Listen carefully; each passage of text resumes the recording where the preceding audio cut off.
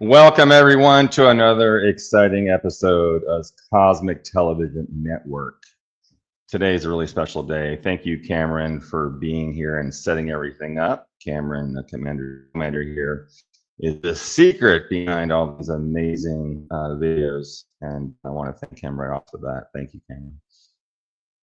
Thank you. So we basically, yeah, we have a really amazing lineup today because YssaH Libien is part of this really underground, intricate investigation that's going on, not only with the Boogosphere, but with these ancient extraterrestrial artifacts that are coming out of Mexico. You've been seeing most of you guys. Welcome, all my lovely star seeds. What a great collective group we have here.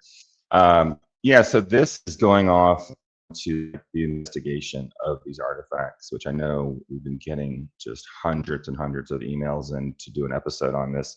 But I wanted to do it with someone that's actually completely involved, hands-on. As you know, I was, well, you probably don't know, I was doing this with, Nassim introduced me to this actually like 10 years ago. Yeah, there it is there. That's one of the artifacts, actually.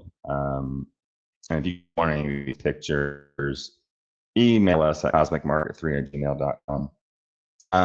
Yeah, so I'm going to get into that. Let's leave that picture up for a little bit, Cameron.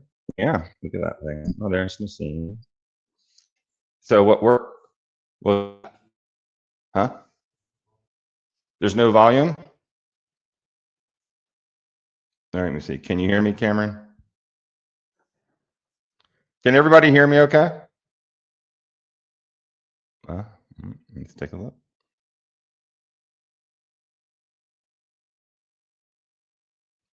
Okay, I'm assuming you guys can hear me. Okay, you guys can hear. Everyone can hear. I can hear you. Can you hear me? Okay.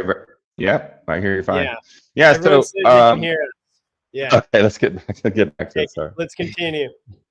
So basically, yeah, these artifacts, coming out of Mexico. But I just wanted to first, if you guys are interested in any of this kind of information, you guys got to watch Cosmic Disclosure on GAIA TV, #1 show, 8 years in a row, 10 years in a row. And you can sign up. There's going to be a link in the comments where you guys can sign up for that and catch up on day one when I first came forward all the way to current. I'm actually going there next month, October, to start, I think, season 29. That took off for the summer. I'm excited about that. And also make sure you join up on Facebook's page, Cosmic Disclosure Alliance. Like-minded people that are all into this stuff can share their happenings and information, and it's a great place to go. Also to keep up to date of when we're posting these things and when we're having these great events with these amazing interviewees.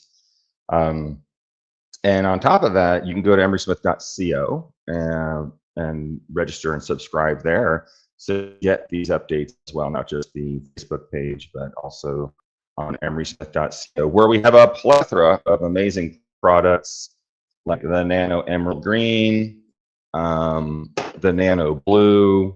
I can't talk about most of that stuff on these because we don't want to get ixnayed, but there's descriptions about that. We got the Nano Rose Gold. These are amazing solutions for people that are conscious and trying to open their pineal gland and just be, protected about, from pathogens. And we also do scans. We can scan your body, nonlinear scans. So you can send your picture in and it's a detailed scan. These scans are going all the way down into the DNA, RNA, seeing, types of pathogens you guys carry. That's also on the website. You can see it there. Cameron's got it posted. Thank you, Cameron. Awesome. So yeah, check that out. There's a lot of information and there's a lot of free videos. So there's videos on there that you can go back and watch that are for free. So spread the word on that.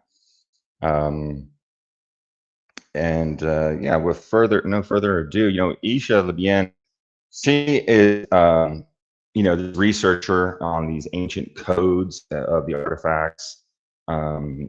She's hands-on, like I said. You guys are really gonna like her because she's involved with that research group, and she's one of the top ass in that research group. and just blessed to have met her. And it's great because like I said, she was working with she did some expeditions with Nassim, and it was funny because I've been doing this for a long time, and to hear her talk about it, it's like it's kind of emerging these artifacts, and of course the Boogosphere is all over the place, which I have my own opinions on, as you guys know. So thank you, everyone, and with no further ado, let's get YssaH in here. Yeah.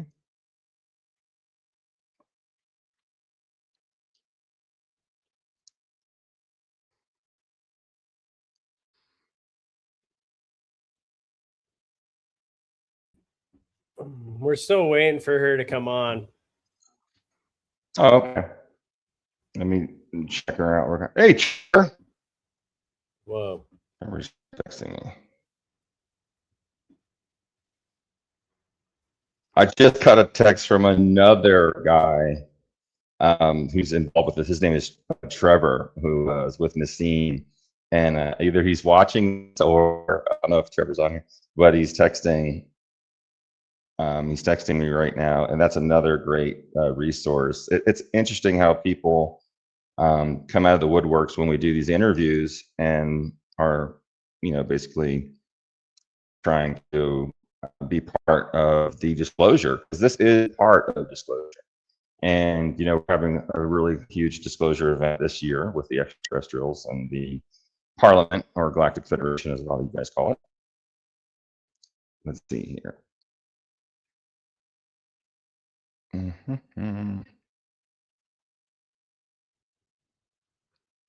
All right.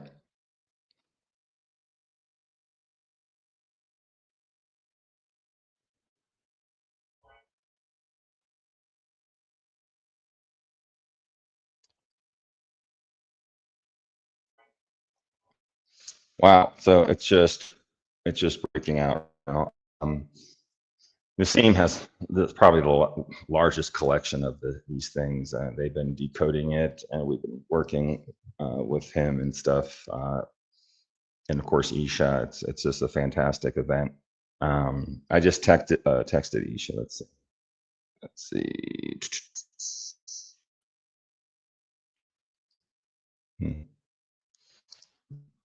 So who do we have here today? Let's see. Oh, gosh, we have a lot of people. I don't know these people. Oh, hey, Michael. How you doing? Glenn, welcome. Jude. Hey, Dr. Sandra Rose Michaels joins us today. Wonderful. Hey, Zara. The great Glenn mate. Kim. Michelle, welcome. Oh, all my great buddies are here. Even Australia, David Carey wouldn't be the same. Hey, Mike, first time here. Well, welcome. Yes, these events usually start late. Hey, YssaH, how are you today? I'm doing great, Emery. How are you? Oh, doing fantastic. Thanks for coming on and sharing what you can, because there's going to be a lot of this released over the next month or so, and you're the person that people can ask questions and talk to about this. I was telling them, a little bit of the back history, and we have a really long episode here. We're gonna have to probably break this up in maybe 4 series or more, but let's go right into it. I know you have all this involvement, with these extraterrestrial artifacts, and of course the Boogosphere. What would you like to start with? We can probably start by asking the question, what are these artifacts? Well, first of all, thank you for having me, Emery. As I told you, I'm very Hey, you're happy to welcome. join you. Hi, everyone. Thank you for being today with us. As Emery said, there is so much more to share. This is just the first part. So regarding to the artifacts, there are many ways to approach to them, coming from a unity consciousness, coming from science, from a science background, scientific background, or a Right. spiritual background. So, and this is the beauty, not only about these artifacts, yet about the universe. The capability that we have to perceive the fullest spectrum of information that they have to offer. And in relation to the artifacts, to these ancient artifacts, they have so much to say. We can say that they are alive. We know that everything is consciousness, and that, speaking from a holofractal approach, the way that these artifacts were built, it's not only like a regular craft. They are not regular crafts, or artisan work. This is what I mean. Right. Yes. They are actually, they involve a lot of technology. The way that they put together, through a very high level of alchemy, crystals, rocks, nanotechnology. This is why I say that they are alive, because even, like doing readings of their electromagnetic field, you will see that it's high, and perhaps Yeah. from a scientific approach, we can only cover the fact that, yeah, due to the components of the very same artifact. However, if we breach that through quantum, then all that information embedded in each molecule of that artifact is giving away its origin. So this is the interesting part, because the way that I interact with these artifacts, how I read them, due to the many layers that compose them, then the easiest way that I always come from is in a holographic way. They are Right. moving. Every symbol, every code is in motion. And we can even see this in the ancient temples. When they draw a symbol, that's not it. You need to create a full geometry out of that symbol, and then you see how make the full structure rotate through the holographic field. And I also have a proof of that. Like templates of the Mayans, you would see, oh, that's a Mayan, a hybrid Mayan with a human face, the body of a snake. But if you replicate that image, like the loyal Yes. image of it, then you replicate it, and then you put it together into in different ways. They create patterns, they create geometries, they create Quetzalcoatl, they create panthers, they create, so again, the holographic field, Yeah, how I it's. think a lot of people, they get the misconception on these expeditions that you and I do. You can see a 2D picture on a piece of paper, let's say, and you might, to the normal layman's person, just say, "Oh, look at this picture of this extraterrestrial holding a baby to the sky with the sun." But there's codes within that, everyone, and when you three-dimensionally put that into a holographic quantum field and run it through different programs and make it's actually, like YssaH is saying, this is actually a program that opens up energy fields. It also tells a larger story. Yes, exactly. And, like speaking about us being fractals, then you see like fractals to a source, then, and for instance, your background or mine, it's like, that's what composes reality. That's what constructs reality, those geometries, those space-time geometries. So, and that is also embedded in our electromagnetic field.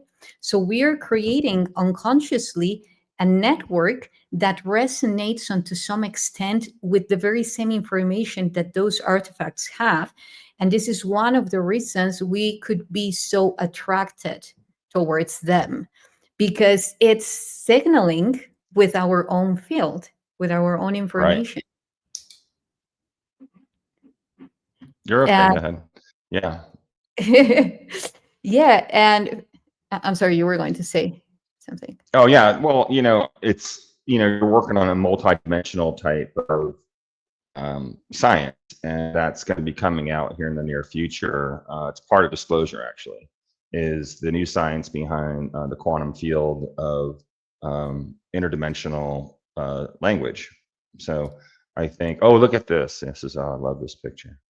And, YssaH has a lot of diagrams that she has made of what these things what these artifacts are about. So I think it's fascinating, which we can get into, of course, future episodes for sure. I just love this stuff because I love art, and art is a language. So in the cosmos, it's not just telepathy; it's energetic, like she said, and it all has this amazing resonance of actually programs. So just by looking at these pictures, you're subliminally being downloaded information. I wouldn't be surprised if a lot of you have some amazing dreams tonight and connect with these beings that have developed these artifacts. And, it also enhances your consciousness and meditative states. Yes, that's also something super important, because when we're talking about these pieces, it's not only about art, it's technology in many forms, so they truly upgrade you. Because Yes. again, from the quantum field, they are signaling, back and forward with your own field. And all of a sudden, just by looking at it, you start receiving visions. And then you say, whoa, where does that come from? And that's where the one of the beautiful things about quantum physics, that it has the way to explain how this happens. It's not mumbo Right. jumbo. It's nothing. It's not a mystery. It's actually solid rock evidence that we are entangled in a network that creates different interfaces. And if at some point if you're who are watching this or joining us in this webinar, if at some point you have some artifacts, perhaps you were involved in the creation of those very same artifacts, or perhaps that the information that those artifacts have is already being activated within your DNA. For instance, now Emery was showing these codes that I translated. One of the ways that I relate to these ancient artifacts, and by the way, ancient is because there has been a lot of lab tests run on them proving that they are ancient, and so when I read them, I don't see only the artifact itself. I see beyond it. I see the arc of information that it is holding, and actually even the connection that it has to very specific ET groups or galactic groups, to arcs, that remain here in Earth, and Yes. also to a very important nexus that, depending on its origin, it's the purpose of the galactic group to bring those upgrades, because again, you see, if you read the patterns of how the human evolution has developed, you see that everything is so orchestrated. You have like Mm. years and years of watching movies of the existence of other types of life, but coming always from a space of fear, mostly, Right. except for Yeah. yeah. But then again, when we look at the other side of it, we know that these galactic groups have been here forever. So why now is the disclosure? If we go to the Kybalion, we will see that it says that in other words, of course, that the information has always been there, but the lips of wisdom remain sealed by the ears that are not ready to listen to that wisdom. So yes, now our awareness is opened up enough to receive, or actually to outload, that information. And when I say outload, because everything is within, truly, scientifically proven through our DNA, how memory works, the gravitational memory, how our neurons are creating memory or anchoring memory, is a cosmic procedure, so being capable of those, our biology being capable of accomplishing those proportions of life, then we know that we are definitely fully equipped to connect to all the information there. Call it Akasha, space memory network, hyperspace, call it however you want. We have that information. And the more that I dive deeper into this, is that we're not downloading the information at all. We are, well, yes, we are, from a unity consciousness, but when we remember that we're outloading it, that here, it doesn't finish here. We Right. go deep into our connection to the quantum, through the quantum to the space memory network, and then we are just remembering. Yeah, I think that's a really important note, is everything is installed within your DNA. We've been suppressed for a very long time, still suppressed. And that's why I have these solutions, so you guys can break through. These, remembering is a really key term with everything, with your history of your lineage. And if I may say, wouldn't you say this is an activation of releasing that information when you remember? Yeah, so exactly. So I think this is a really groundbreaking thing, because humans, with these mediocre five senses, we look at things and just say, oh, well, that's pretty, that's kind of nice. And then there's some things that you look at that for some reason you're drawn to it, and your inner consciousness and your higher consciousness is drawn to it, like these artifacts. I don't know. I know a plethora of people addicted to these things and collecting them because they feel the oneness, they feel this connection, and it's activating it. It's activating their DNA to their lineage and their history of who they really are. And I see you have one right here in your necklace. That's beautiful. Yeah.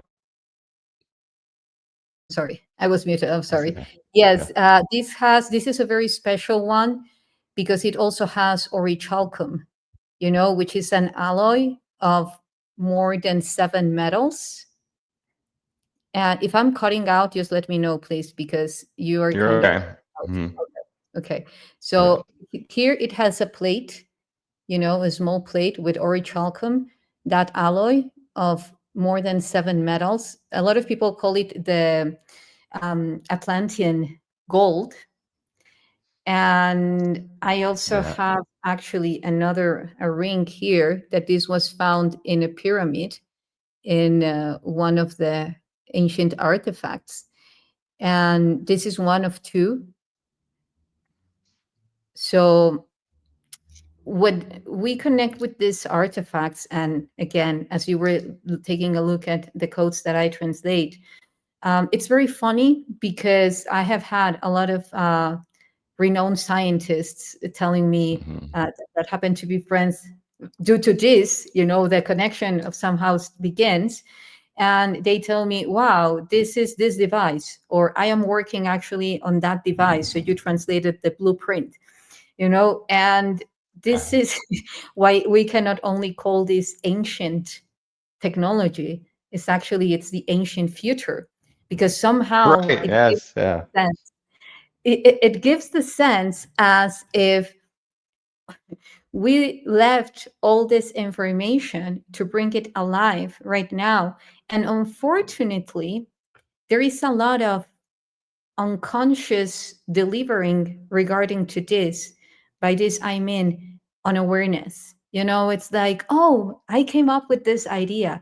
But if you truly track the origin, you will see that perhaps you went to a temple. Perhaps you activate some information by just being there. And now you're just reversing engineering the information that you found at the temple. And this is the beauty about really going deeper into our multidimensional nature, because it doesn't stop in the physical form. And I do believe that this is one of the biggest anchors that the simulation reality is holding to, which is the fact of us believing that we are entangled to a 3D.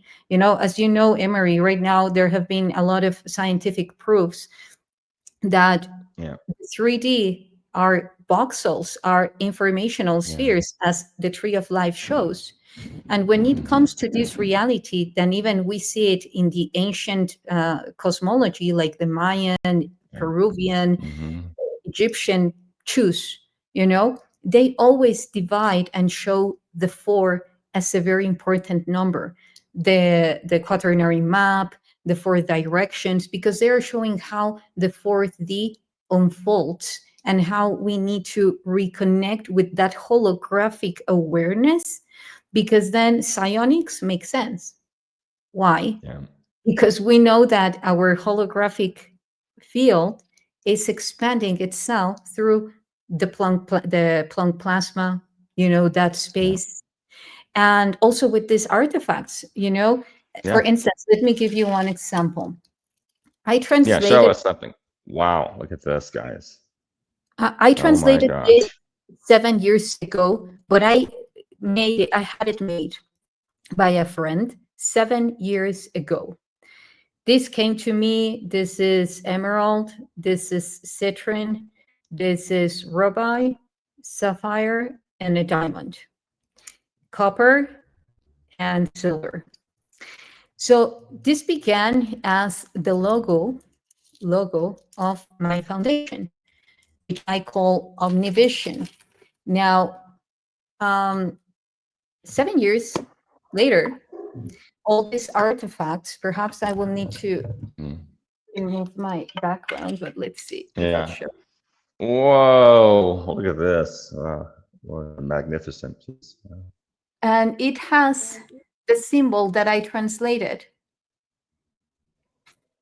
When they sent this to me, I was stunned. Let me, okay, I will just clear my No, background. you can see it. Yeah, go ahead. Yeah, it's all right. Okay. You can clear So it or whatever. Yeah. this is a typical ancient artifact found in Ojuelos, and which is the same type as this necklace, this pendant or Mhm. talisman. And it's a very specific type of art.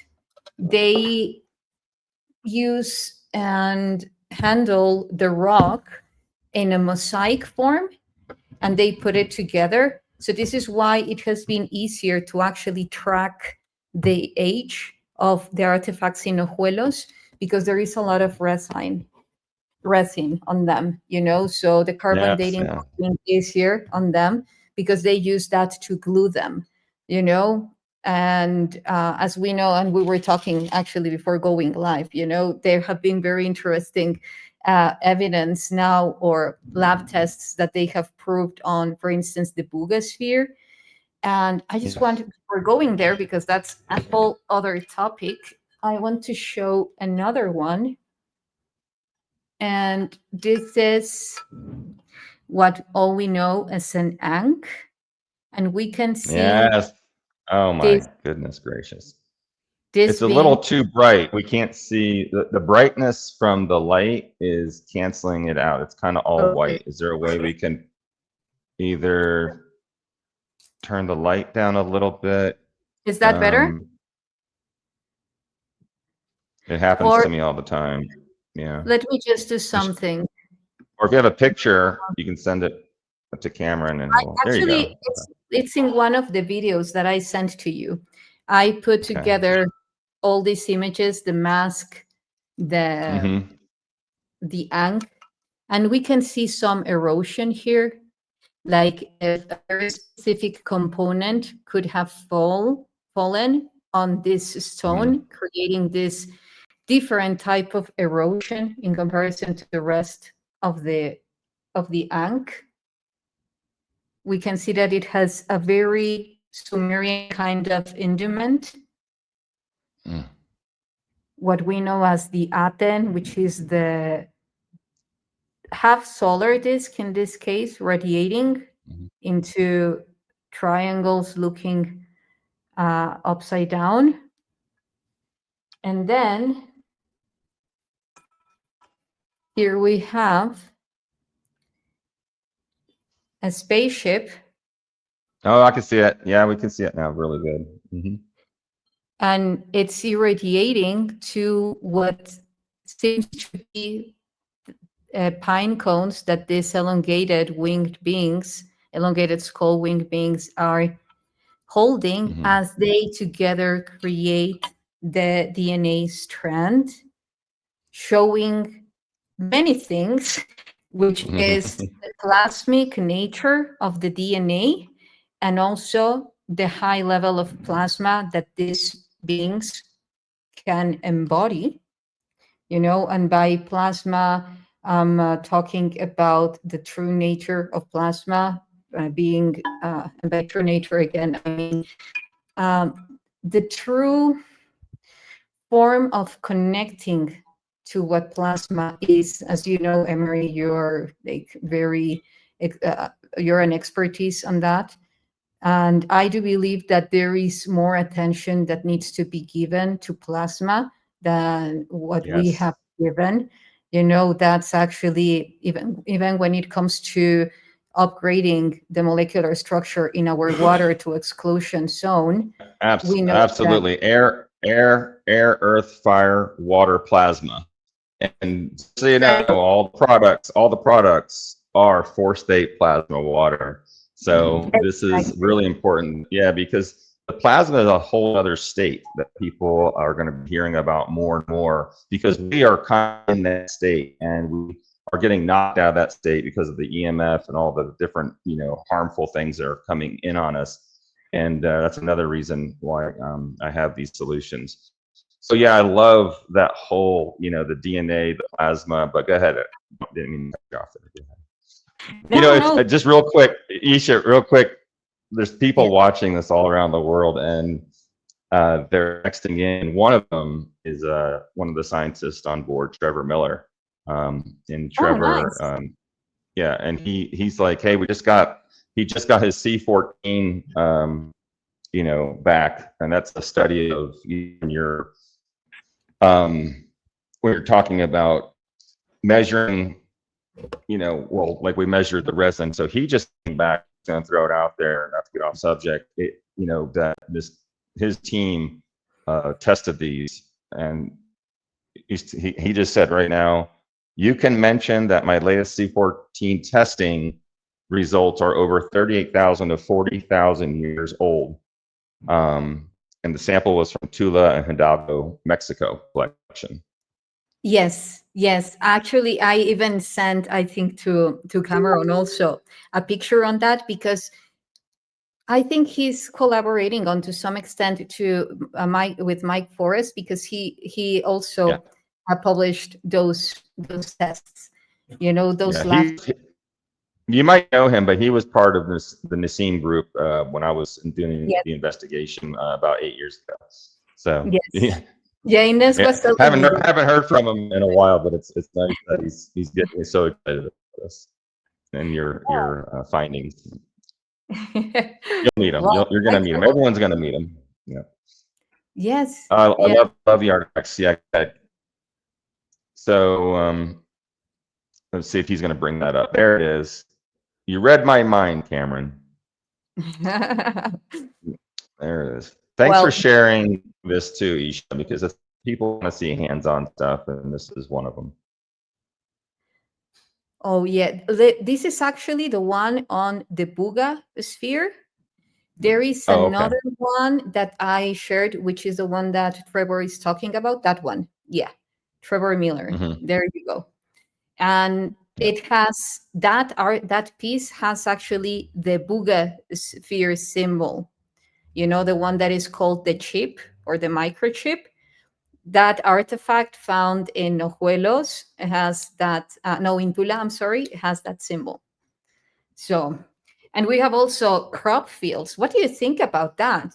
Because I remember that when people saw the first image of the Buga sphere, oh, well, just Yeah. before going there, I just want to mention that it's the same lab that they hired, the Yeah. one that Trevor hired and the one Yeah. that was hired by Stephen Greer is the same lab. Yeah. No, I know. Randall Alexander, as the head researcher of. Yeah. Yeah. We're definitely connected with this group, of course, way before Greer and everybody else. So it's had think the date on this is like September 12th or something of this year. Very recent information, everyone. So this is the most up-to-date information. It is circulating around the net, but these are our people that we work with on a daily basis. So it's really exciting to preview it for everyone that's watching this, for everyone that's watching the replay. Yes, it's so important, Emery, to bring all this forward and come together and support one another, because as you said in the beginning, this has been so suppressed that it requires from unity and teamwork actually to bring this Yeah. forward. For instance, I also Yeah. have another friend who recently well, his name is Joshua Sisler, and he has also been doing like very interesting research regarding to the orichalcum, and I do believe that we are all bringing very important pieces into this puzzle so that the disclosure finally is approved.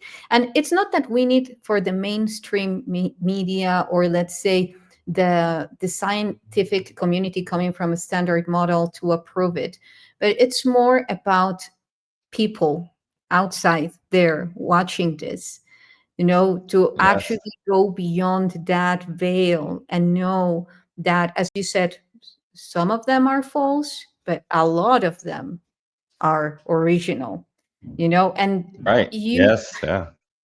yeah, yeah, I mean, when you're, let's say, when you have kind of active your psionics, it's easy to say when it's original and when it's not, due to the electromagnetic field that it has. But for the people that still are in that path, then there is also the scientific proof to that. I don't know in other parts of the world, but here in Mexico, the ones that I know that are creating those replicas are very much related to the cartel. And they don't have the type of technology, to to I have to run. laugh. I'm biting my tongue because going down there on these expeditions are quite treacherous. And when we go down there, you have to hide all your camera equipment. You're definitely going to get jacked up, as we say in the Air Force and in the military. And they do take everything that you have. And then you at least end up surviving and going and doing the dig anyway in these classified remote areas, not the tourist traps. People brew out, they say, oh, let's maybe dig over here. And they've already went out there a year or 2 years before and planted the fake ones. So it looks like the roots are, oh my God, look at the roots are in this thing, have grown in. So there's a lot of shenanigans going on, but there is also this reality of the real ones. And Yes. just, we're both laughing on the inside. We're doing telepathy right now. We're laughing because it is very treacherous to do these real expeditions, and the cartels are definitely in charge with the lands. And these farmers that own the lands are, of course, getting huge kickbacks. But for the most part, I have original ones, from these sites that I did not bring out. They're in a vault, actually, in my vaults. I don't bring them out ever, but they, just like YssaH said, when you're really conscious and working with psionics that I teach, that we can, have discernment, and we can look at these and feel the energy. Oh, there you go.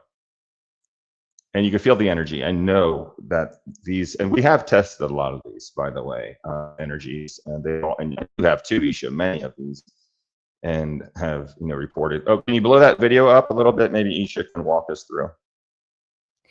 Oh, yeah. Well, these are findings in Tula. These were sent to me. I have been in excavations. Nevertheless, as I told you, there is, a lot of things are being put together. So I have other videos actually where there are tunnels involved, when Yeah. there are deeper layers of the earth that we or people have access to. And the thing is that they are these places are in this case are private properties, you know, that the people was farming, and as they started to, you know, to clear their own field, they started to tuning to these things, what would be for them, you know, like what is this. And at some Mhm. point they didn't even pay attention because they would say Mhm. that due to religious uh, Yeah. aspects, they would say that there were things coming from the devil. So Right. they would just like put them in the garbage, you know, like, okay, we don't want Yeah. to have to do anything with this, you know. And Hmm. then people started, other type of people, kind of people started to be involved, and then here we are, you know, Yeah, here no, we it happens. Yeah, it happens when we were doing the research on the Atacama bean. When wow, they when wow. the villagers found the artifact, the first thing they did was they wrapped it in a red cloth and left it at the church front steps. And when the priest came out that morning and saw unveiled it, they wrote literally El Diablo.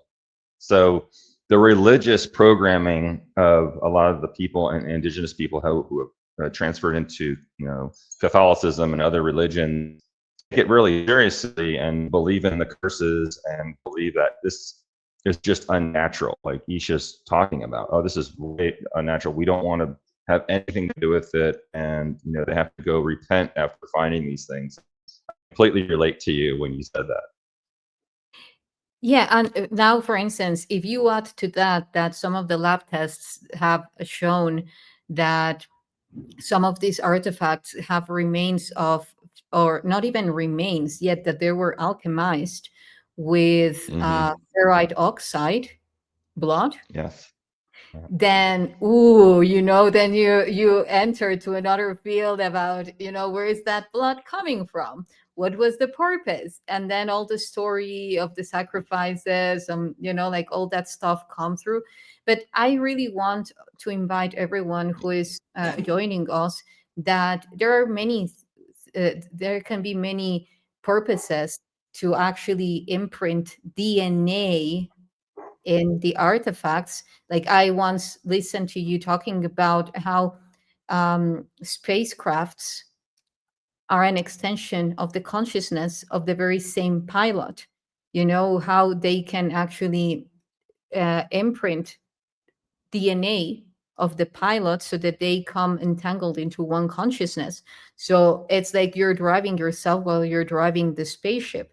And I do believe that there is a huge connection to this, that these artifacts actually, the fact that they have DNA is very much related to a higher purpose, not Yes. uh, not regarding to rituals of sacrifice, yet to transfer consciousness to it, you know, because again, sometimes limited way of thinking due to the way that we were educated can bring to just look at one side of the picture.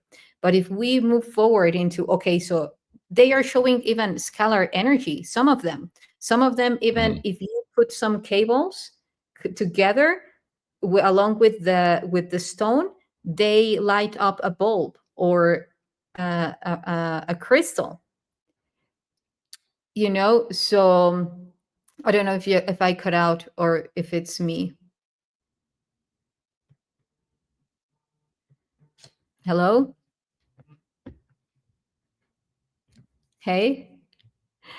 You're here. Emery's. Oh, Emery is the one that was lost. We can show the video. You talk about the glowing under like Sure. lights, Yeah, sure. UV lights. Let's check that out. Thank you, Cameron. Yeah. All right, here we go.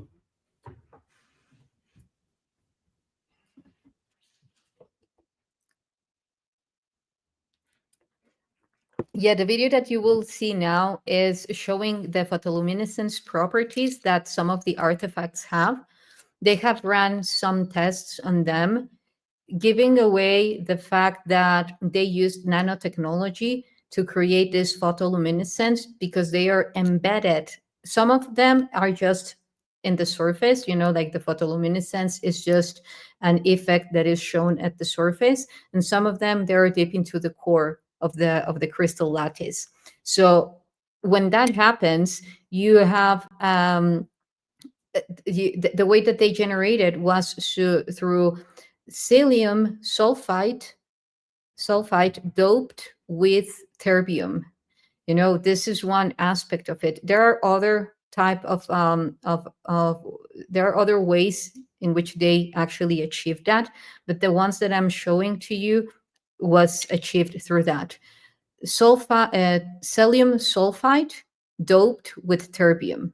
That is nanotechnology. This was actually shared to me with a very renowned scientist who's actually also involved in the Boogosphere. He's the head chief of the metallurgy research regarding to the Boogosphere, David Avila, and he's the one who told me about that technology. So, and like just as you put UV light on them, they will start glowing. If you put them like at the sun, they won't have the same glow as if you just put, the flashlight. So, yeah. Yeah. Yeah, that's another, there are different minerals out there that are, phosphorescent. Exactly. Are you there? Okay. Apparently, we're losing intermittently Emery. I thought it was my connection because I was aware that he was cutting out from the very beginning. But, well, I think even the video is paused. Oh, no, that's okay. Okay, Cameron, perhaps we can show the other videos because actually that's the one that we saved up for later. Yeah. Yeah, I should send to you another one. Yeah, thank you. And there is also another one with photoluminescence. Thank you so much, Cameron, for doing that. Okay, Emery sent a message that he keeps getting shut down. Do you want me to play the next video that shows the bioluminescence of the yeah, the last one that I sent to you. The last one that I sent to you, please. The one that has cubes. Okay, I think is it this one right here? I think this is it. Right here. No, that's not it. Okay, so that it's going to be let's see. We just showed this one, correct? This was the one that we just watched, yeah? Yeah, but that's not it, okay. Actually. It's because the other one shows more the cubes, and I want to share with the audience. Is it this one right here? Are the ones just looking at? This one? No. It's remember that I sent to you like a couple of ones that were edited along with the book? Yeah. It's with that one, actually, with the one with the book. Because we also have a book, you guys, and that is one of the most exciting findings that actually arrived to my hands, and there is a lot going on that book. We can also be at some point showing that video so that you see it with your own eyes what I'm talking about this book. I'm gonna have to look for that one if you want to send it to me. Yeah, because that's not those are not the videos. Okay. Thank you. If you can actually, yeah. put another one, I will very much appreciate it. Yeah. This one right here, maybe. I know that you just sent this one to me. Let's see.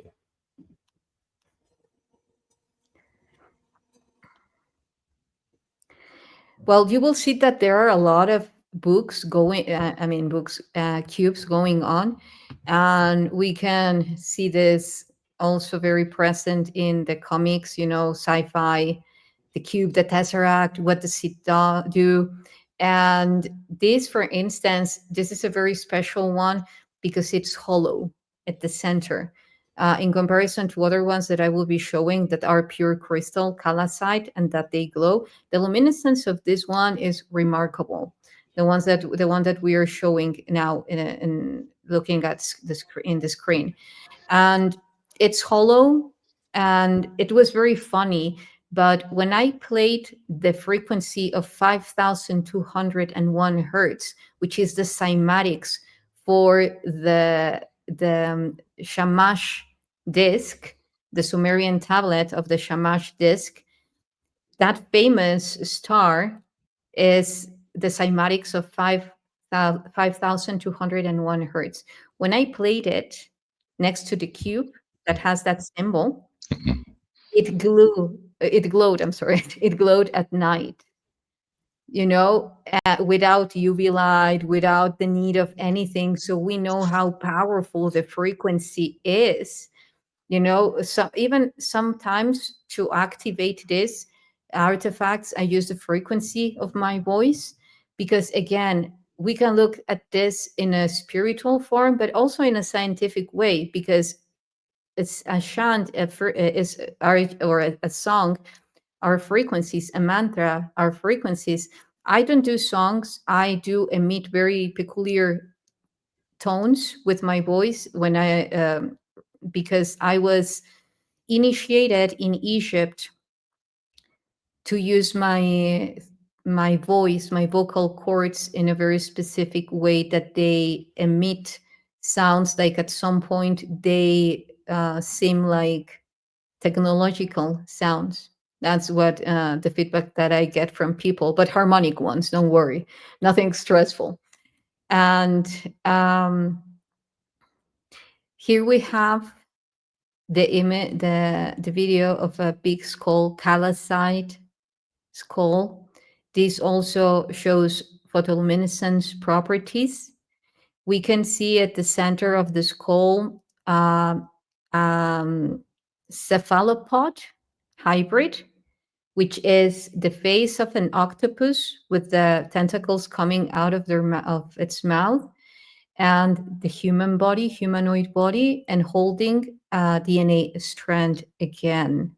So something consistent that you will see over and over and over again in these artifacts are elongated skull beings that have also the device in their chin very similar to the Egyptian, which we know we can give many reasons of why that is shown. What I have read is that some of them are breathing apparatus, and therefore also if we look at the geometrical construction of the body and how the Lie lines within our own body function, we will see that that point in the chin is intersecting with our pineal gland all the way into the upper part of our brain, right where the elongated skull would be. So this is also enhancing the energetic flow. We have a lot of winged beings, as here we have mare beings. We have somehow what could be as genie beings, because they have their tail coming out of different places as planets, spheres. So these I relate them to plasma beings, that their body is not fully, the type of matter that we know. It's already coming into a more advanced form of light, higher frequency. And here we have this spaceship with the symbol of the of the boogosphere, commonly known as the symbol of the boogosphere or the microchip. And he also has a cephalopod being there. It's made of calcite. Again, like the main structure of it, and we can see all those engravings. We're going to get that one tested along with other ones, because right now what we are focusing on is running tests on the artifacts that have the symbol of the boogosphere. That's now what we're focusing on. Looks like And we do have some other videos here. Is it, just tell me which one? Is it this one? This one? This no, one? Or this one? that one. Let's go with that. This one right here? That's the book that I was talking about. Okay, here we go. Thank you, Cameron. Wow, we're really disclosing important things. Come on, Emery, pop up. It's funny. Yeah. And I touch very specific topics I'm gonna can't turn down the volume on this one. Sure. I'm just gonna mute it. Okay, so that's the book. That book comes from Ojuelos in Jalisco, in Jalisco, Mexico. And we can see that it's a stone book, a book made of stone. So the mechanics of it is, we could say like kind of primitive, in order to open it, but the codes that it has are majestic. We can even see how it opens that seal, how it has a seal and needs to be open or rotated before opening the book. And in the front part, we have what is the image of the moon goddess Ixchel, known by the Mayans as the Blue Lady, which is also very interesting. The Blue Lady as Osiris, blue beings, blue blood. As also many of aquatic beings show the high exposure of copper in their DNA, therefore they show blue blood. And on the other side has a lion, on the cover of the book. And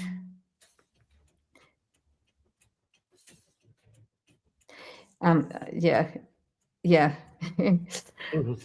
Okay, yeah, it's Emery that he's coming. Yeah, we're waiting for you, Emery, but don't worry, we get it. We've got you. We've got your back. Yeah. Yeah, we're holding down the command center. Yes, I'm sorry that you're not getting to see these videos though, but you can watch the replay. And so then as we open the book, we will see that on one side there is the image of, well, there is a writing. There is a very peculiar symbol or a symbol encoded language that is very much related to or measured by angles. Why do I say this? Could you do a close-up? Yeah, that's what I'm going to do. Instead of sharing the entire screen, I'm going to share just the video clip so I can see if we can get a closer perspective, okay? Thank you. Thank you so much. Let's check this out. And if not, at some point I can bring the tablet because I have the book here with me. So, so you will see that the symbols in that book are function through angles, because all of them have a very specific range of angle. So if we go through patterns, algorithms, how the frequency flows, there have been research done to the fact that each number that we use now, the Arabic numbers, have the same number of angles. You know, the 2 has 2 angles, the 3 has 3 angles, 4, 4, and so forth. So in this language, you will see that they have a very specific form of communicating through the amount of angles, and all the scripture is moving. I will explain this one before. Okay, so here we see a feminine being in a spaceship. Okay, here we go. There on the lower part, you see all these codes, and there are very triangular, circular, you know, like very simple in the form of putting together each what we would call letter or again symbol, and they are creating a matrix. Each symbol is creating its own matrix that is, to some extent, ran by the numerical value given by the angles in each one of them. So when they give you a very specific number, therefore they will give you a very specific frequency. They will give you a very specific tone. When you vocalize that, you're bringing to life that scripture. We can even see it in ancient texts like the Sefer Yetzirah. You know, it's after the intonation that things come alive, because sound brings us to this present, you know. And we can see the other aspects, again, elongated skull, these symbols that can also be related to constellations, and again, a lot of the presence of spheres. A lot of presence of spheres. They are everywhere. And we know that this is one of the big technologies that they used. You can call them drones or reckoning devices. I would also add that they are doing more than that, because they wouldn't apply as a normal drone here, you know, like it's just recollecting information and transmitting it to a very specific interface, or through a very specific interface to an epicenter. So no, this is also communicating back and forward through the very same unit.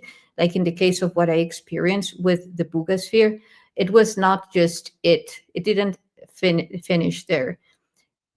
Again, it's connected to a whole network, and there is a specific feedback that can be received from the information that the sphere, in this case, has recollected, and that is continues to recollect as it is connecting with you. So there is an exchange of codes, and there are a lot of spheres flying or levitating as we speak at this moment. The thing is that they are cloaked. And one of the things that I have found out about through the research that I have been doing with the Bugasphere, and that actually I was mentioning to David Avila, this scientist that is the head chief of the metallurgic research of the Bugasphere, that the way that it responds to frequency. For instance, if you're measuring it, and even the part of the symbols, the codes, these are not shown in the tomography. Why is that? Because the frequency that the Bugasphere is emitting is canceling out. It's like mimetizing the frequency coming from the reader and canceling out, so then they don't show, it cloaks. And this is very much connected to the cloaking technology that they use. They have the technology to actually mimetize the frequency in the surrounding, and hence stay cloaked. Here are the images of other artifacts. This is all of these are from Ojuelos.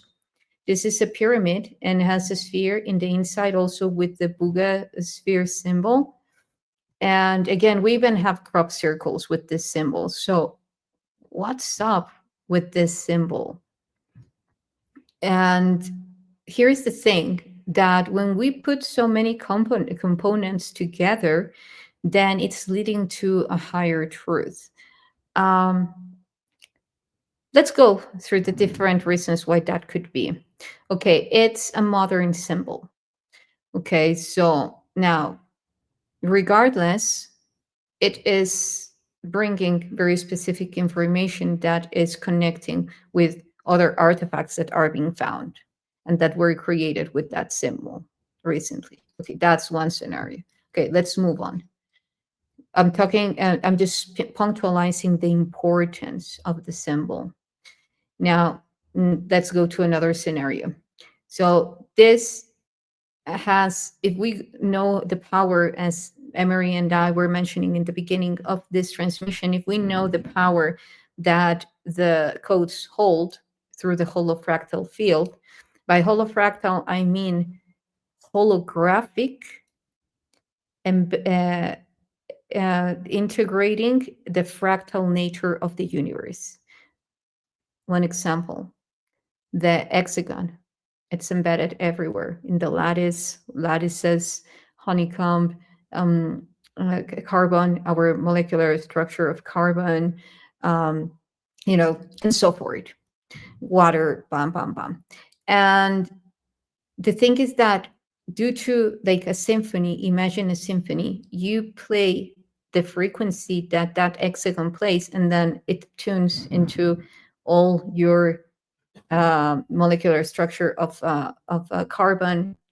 Then the signature of water that is embedded in that hexagonic form, and so forth. So having said this, they know and they use that technology a lot, even nowadays. It's everywhere. You see it in marketing, you see it everywhere, because the universe, how it functions is that based on the resonance in between your electromagnetic field and the electromagnetic field being beamed, or even a static, the capture, the reckoning of that static field, you are connecting with different fields of information.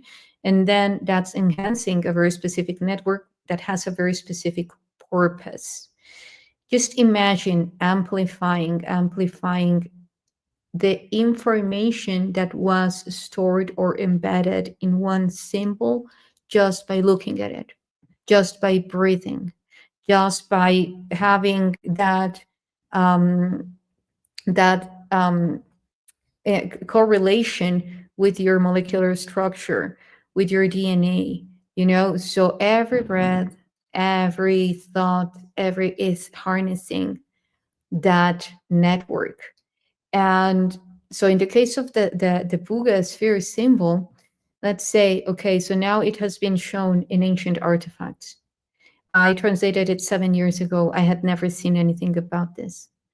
I consider myself someone who remembers lifetimes, multidimensional experiencing, psionics and so forth. And when I translated it, it's the information that it's focused on igniting and activating the unity consciousness within. Hey there. I'll tell you, this is great information. I got knocked off, and I'm sorry. It's okay. It's okay. We figured it out. Yes. It was, yeah. Let's continue.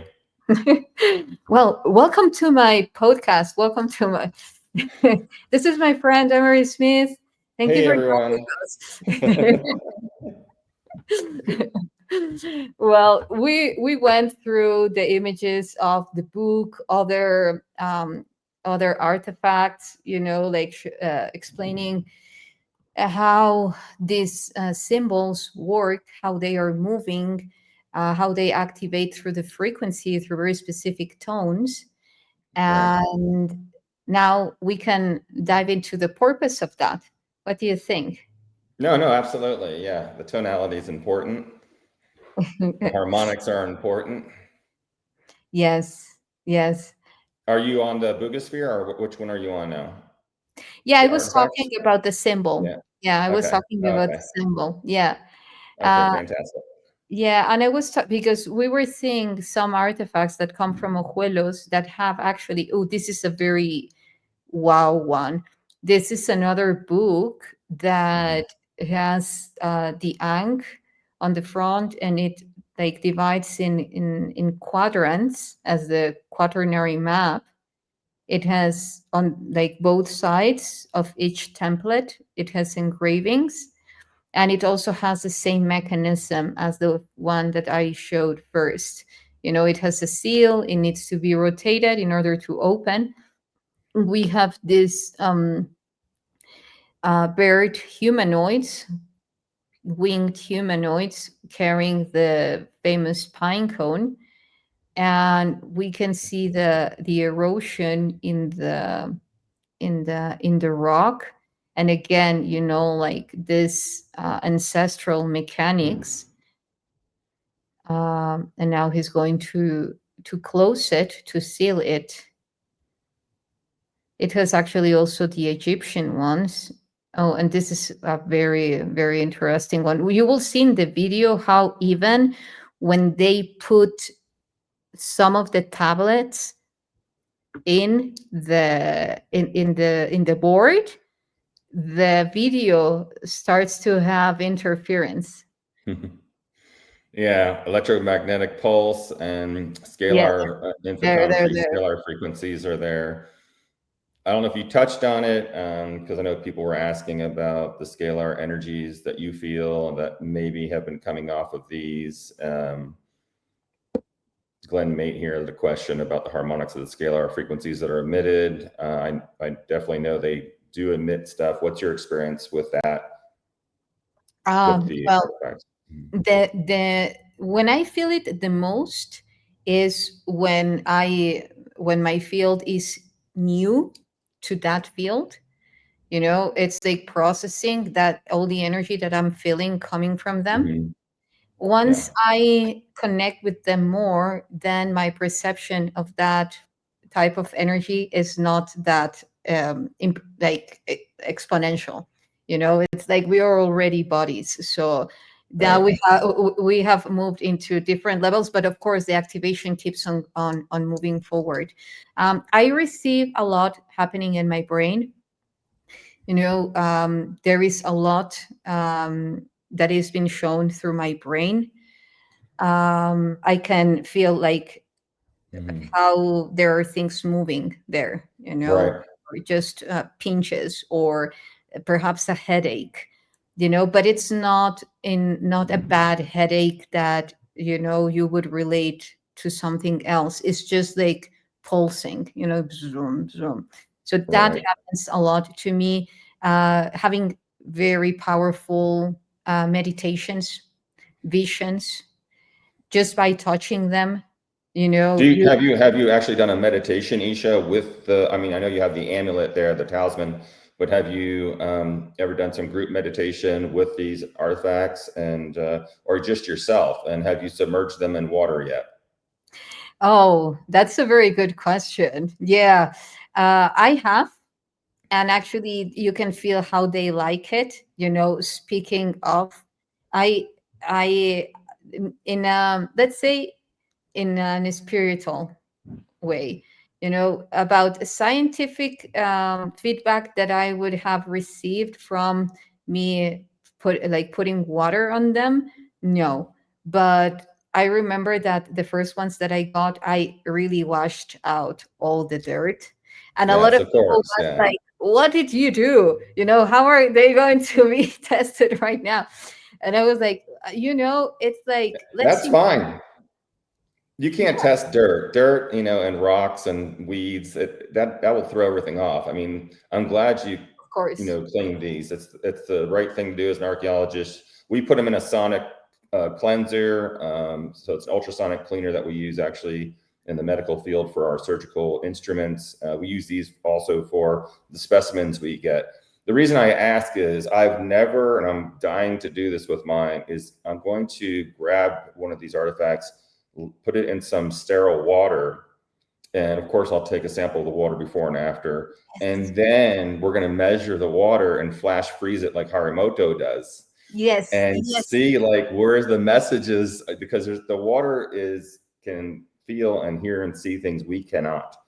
And I think this is going to be quite the experiment. I'll definitely include you in on it, and Trevor, Yes. to see, if it's restructuring the water, number one, and number two, if there's going to be an energy that's held in the water that's measurable through scientific instruments and instruments that we have that are classified to measure these types of frequencies. That's awesome. Yeah, and I'm quite sure that that the molecular structure of the water will actually be showing mimetism properties, Mm-hmm. because they have already done that research, that they put water in a container interacting with a very specific, ooh, I love what you're drinking. You're getting some. We're shipping it over FedEx to you. Yes, please. I do want to know more about it as well. So if at some point you want to explain this, that would be really nice. Well, after this experiment, I might just be selling that water and seeing if there's any healing properties to it. That's yes. I mean, we do it with shungite, and we do it with a lot of, all my waters, by the way, have 30, 40 crystals that it goes through, in addition to the 4-state plasma that we do with very high voltage, high magnetic frequencies to restructure the water. But it also goes through the light. So we have the whole rainbow light spectrum that it flows through and programs. And we also use the Nilgera frequencies and program the water that way. So there's a lot of programming in these solutions. And I'm really excited because I do believe that, like you said, these are definitely from the future. I can't stress enough to everyone, if you have questions about that, please ask them, because these are set here by us from our children's, probably my children's former roommate across the street, but it's definitely by someone that we're all connected to. You have to get my silly, nerdy puns. I'm always asked not to make jokes because I'm really bad at them. But no, you're not. I laughed. You get me. In the midst of things, it's something that really needs to be looked at. And water is also an activation. When I was dealing with a lot of these different types of relics in the past, we had done some testing, and it was fascinating because there's something about, because water is programmable, and we're pretty much all water. And that's a really important thing with amulets, crystals, because that's how crystal energy is transferred. The water is actually a hard drive, and these things are hard drives of the history and downloads of information to release us to look in the fractals, the small, these fractals of light, and these dimensions are interactive all the time, but you have to somehow activate them. Exactly. And I think, you're an expert at that, being surrounded by all these artifacts on a daily basis. And I've known a lot of people on our team that have been inundated with these relics, and they have had some incredible experiences. That's the oceanic solution. Yeah, that's a new one that has the nano emerald green and the nano blue. It's a new one. We have put sphingolipids in it, and these sphingolipids are help with neural repair. And they're That's all, super important. They're all sphingolipids that come from the bowfin whale. They have proven to repair detached retinas and things like that. So look it up online, check it out. But getting back to that frequency of the water and these artifacts, I was also going to ask you, since I've never held the Boogosphere or anything, just working behind the scenes, as you know, with materials testing and things. Was there any time that they ever submerged the Boogosphere? And if so, no. Yeah. I'm sorry to interrupt. Go ahead. No, I'm just asking. Yes, and there is something in the unconscious field flowing that there is a lot of people asking me if they have put it in water. you know, and even people having dreams or visions that, hey, you know how you will activate it? You just need to put it in a stream of water flowing, and the electric current that will be promoted by the very same current will be creating a very specific, and, you know, even coming from scientists, you know, like this message was delivered by my friend Ines, who is also part of the RSF, and but not, she didn't have the vision. A friend of hers had it, and then she told me. And like a lot of people also seeing the buga, including myself, in a big vessel or structure filling with water, and just putting it in. And I asked David, and because the first researches that were applied to the buga, one involved putting water and then it evaporating. So Right. now it doesn't do that. It doesn't do that anymore. We know that its weight has already shifted. It has stayed there. It hasn't gone, you know, like heavier. It is remaining now in 10 kilos, but we can see that due to the fact that it has been inactive for a while, it's already Right. shifting its properties. So they are going to put it in water. But one thing that I also want to mention is that the way that they have been approaching to it, for instance, in this case, the physicist, Mhm. at the moment, they are not coming from a unified physics, yet from the Mhm. standard model. Yeah. So they are just seeing the static properties of the bugosphere without taking into consideration the black hole tech that it has in each one of the optical fibers in the equator, to say it somehow, because of course that is also creating another field, but they don't see the fiber optics as black, you know. So that's the Right. thing.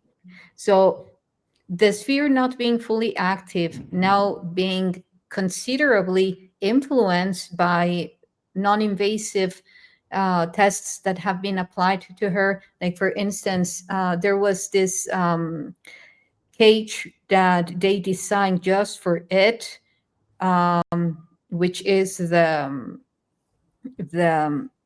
Faraday cage, which Mhm. blocks all the transmissions. So, for instance, by the time that we got there, they have just taken out of that Faraday cage, and then it was very low in frequency. Even they say that it doesn't have electromagnetic field, that it's only about a static field. Then again, I say it's because they are not taking into consideration the fiber optic being fully active, you know. Right.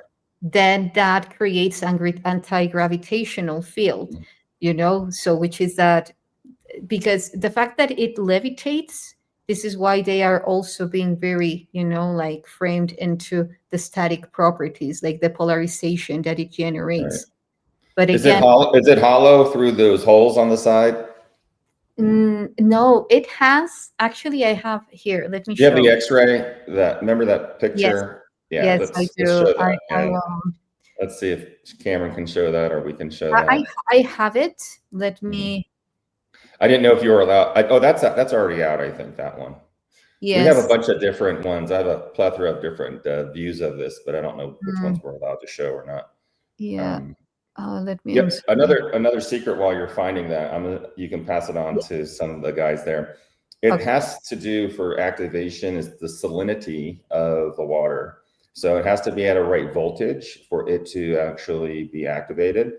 And, we are, we have a lot of salt in us. That's why when you get dehydrated, you come to the emergency room, we give you, 0.9% sodium chloride, lactated ringers, and saline IVs, because the body has to operate at a right voltage. It's another reason I created these solutions, to get the body to its right voltage to activate the body into healing itself. The same thing with a lot of these artifacts. I remember 25 years ago, we found some artifacts and we were putting them in water and measuring the salinity, and different types of salinity actually activates the frequencies that can be transferred outside of the actual whatever we found. It could have been, on a crash site where we gathered many different types of artifacts that they look like it's just a rock, or it looks like, a dried piece of wood, but it's actually an instrument. And these things are activated usually from the DNA vibration of that species or multiple species. Yes. And a lot of these too, I know I'm not trying to get your head too big or anything, but a lot of this with people that have certain lineages are allowed to activate certain artifacts. And we've known this for a long time. Just when I was working on specimens in the classified projects, I was always constantly getting inoculated with different genetics and DNA. So not only could I work on the specimens without destroying them, but also communicate with extraterrestrials and communicate with these craft. Because if you don't have that genetics behind you, you have to introduce those genetics to the person and the team. So many team members, by the thousands, were getting injected by these that were part of these programs.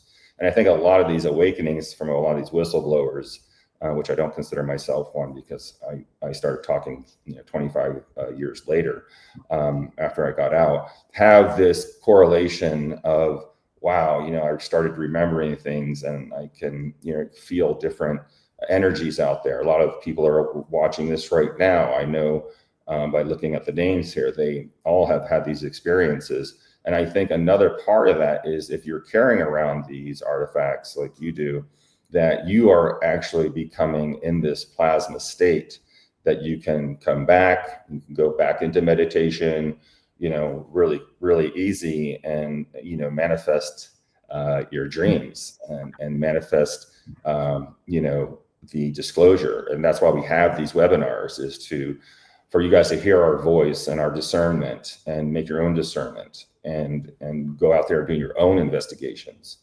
I always tell people, get out under the stars, get out and become more productive and be the investigator like you and I do every day. And these are things that help, quantify your consciousness to another level, because you're accepting that there is possibly, something going on here. And we have had people that, sleep in pyramids. We have people that carry around different types of geometric forms. And it does change the water in your body. We measure this through blood samples. And, just that's why crystals are really great. So all you crystal swingers out there, I make fun. We used to make fun about that, but, I'm one of them.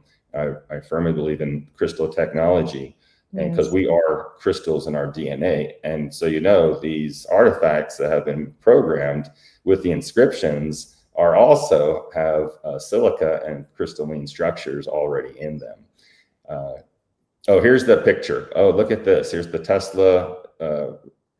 Here's the Tesla coil here going on the side, on the right, and on the left is a depiction of the. Is that a tomography? A tomography applied to the boogosphere, and this would be going from east to west. The west being the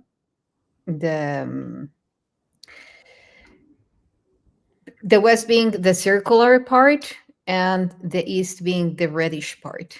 Mm-hmm. So when I see this cross section, what I'm looking at, since I do a lot of radiology, is that this is actually a curve around the sphere, and then it's coming into this other spherical object, or it might be the signature of the frequency bouncing off inside the boogosphere. So it's really fascinating. And how thick is that? Do you know? No, I don't have the measurements of how thick it is. Mm-hmm.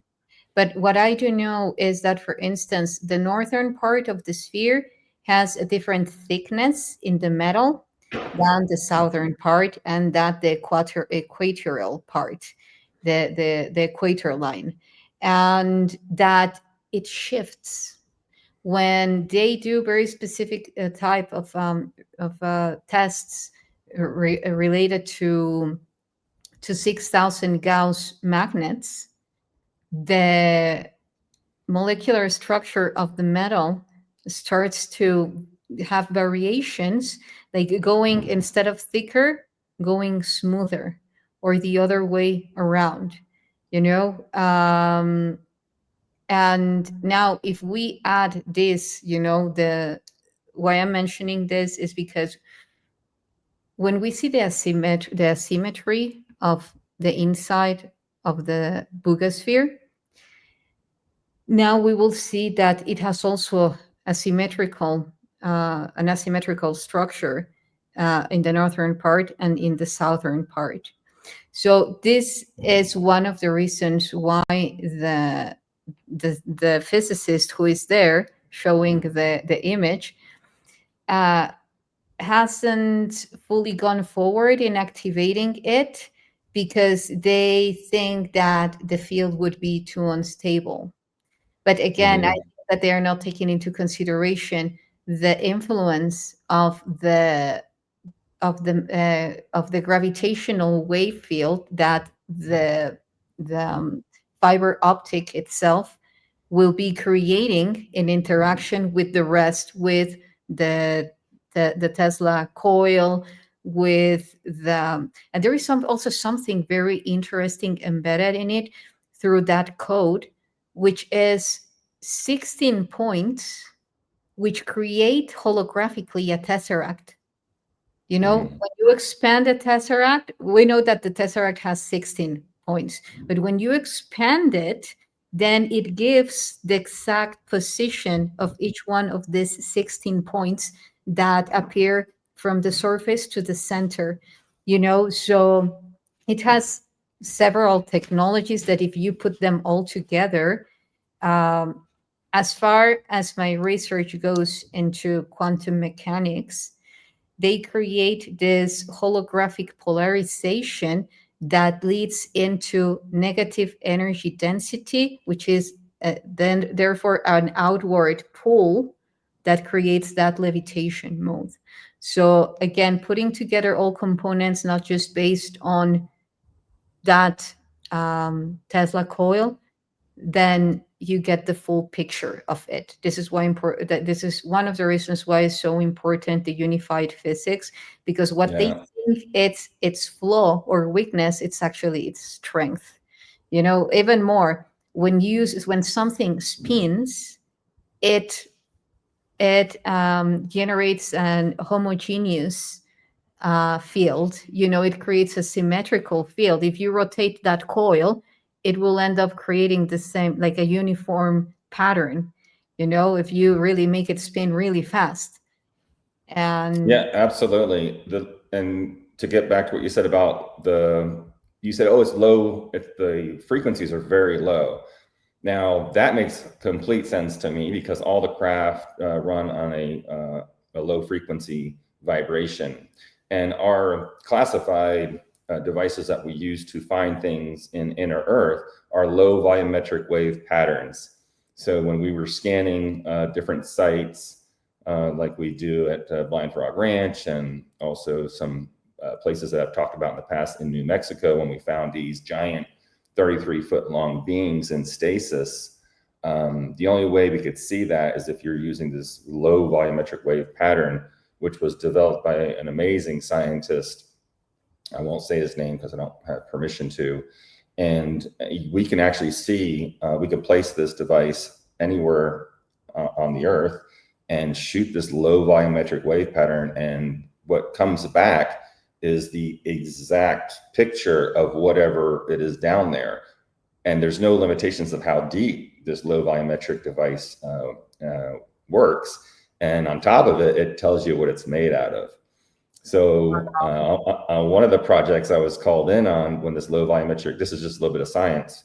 When they called me in, it was because they were getting these giant, you know, pictures of, you know, kind of, it's 10K pictures, like on an ultrasound, and the elements were not showing up. so it was not in the database here on Earth. So they're like, hey, what is this? And it ended up being, 4.5 acres of mana, pure powdered mana that was encapsulated down there. So this is, it reminds me, I'm sorry to interrupt. It reminds me about the Apsu, that they relate to Ainki, accessing to the Apsu. Yes, absolutely. It's definitely correlated with all of that. And a lot of the craft have the mana in them, and that's what gives it the ability to hover, anti-gravitic technology because of the vibration. Because it's just like Tesla did when he's recreating lightning.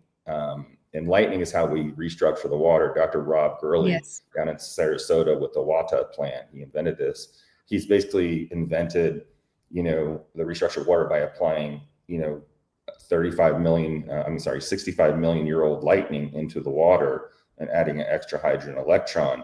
And all my solutions are 4-state plasma water. Ooh, that's what I was going to ask you. Yes.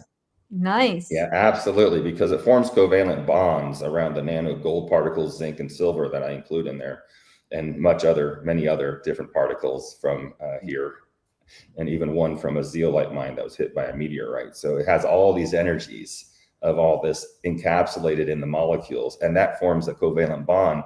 So it goes through the cell membrane and into the nucleus, into the nucleolus, and repairs the DNA and protects it from EMF too and other harmful mind controlling chemicals and pathogens. But getting back to but before we get there, because I really want to dive into a little bit more, when you were saying about that genius experiment with the water, I'm fully I'm absolutely agree, like the implications that this will have, the effects that it will have, structuring water, or even like just transferring all its information. It's like drinking a book, and it is, yeah. You're drinking an encyclopedia. Absolutely.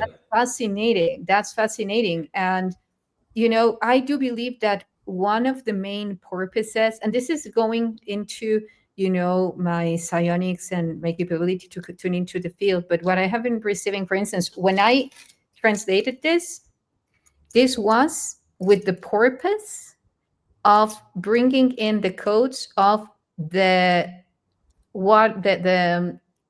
I called it the water sun and the water moon. By this, the plasma coming from both, and even though like we can go into topics about the lunar one, but I think that mainly focusing on plasma and its water, and its water composition, because even if we cannot say that water could be plasma per se as we know it, but the fact that it comes into its fourth state, the exclusion zone or the liquid crystalline, that level of coherence in a non-localized form, it's showing the same nature of plasma itself. So I do agree that one of the purposes of these artifacts is to upgrade not only the level of awareness, yet our own molecular, our water lattice, that upgrade our crystalline lattice into the next stage throughout everything that is happening and what will be happening with the solar flares, the continuous solar flares upgrading our body, because then our biological construction is not anymore very much entangled to the gravitational field. It's actually now going beyond the gravitational field, do its own technology, through its own plasma technology. I think that's critical for our evolution, Emery. Absolutely, it is. I can't agree with you. You took the words out of my brain. So I love it. I love it. I have to bite my tongue because I always want to interrupt, but it's like, yes, I'm saying. Say it how it is. You know, some of the med beds that we have discovered from extraterrestrials and from inner Earth are actually made, you know, out of certain crystals and granite. There's no buttons or computers or anything like that. And they all have inscriptions similar to what, you know, you're seeing out there on these artifacts, which is fascinating for coding. And so these anti-aging med beds that are out there, very few, by the way, they're controlled by the draconians, that you can get in here in these med beds, and but there's a risk. And, you know, it was offered to actually myself and my wife, Darla, and we did turn it down. And it was a risk because you can anti-age. However, there's a 5% chance you might not wake up. So 5% of the people die, you know, doing it. And you know, we're too young and healthy to, you know, take on something like that. I'm sure if it was a different position with health, I would do it. And unfortunately, those are like just for the elites and who you know. It's not something that you can just, you know. So we're trying to replicate that. And you know, one of the greatest things would probably be to make out of artifacts a giant bathtub of this. and here's the crazy scientist in me, and then soak in that and see what happens, and measure the blood and measure the water, because everything is upregulated. You're right. And we've noticed through testing that when you're exposed to like my solutions and other waters like Ormus, all my solutions have orbitally rearranged monoatomic elements in them. And this is another thing that helps the body's conductivity for receiving and transmitting information. And that, like I said, that has to do with the voltage.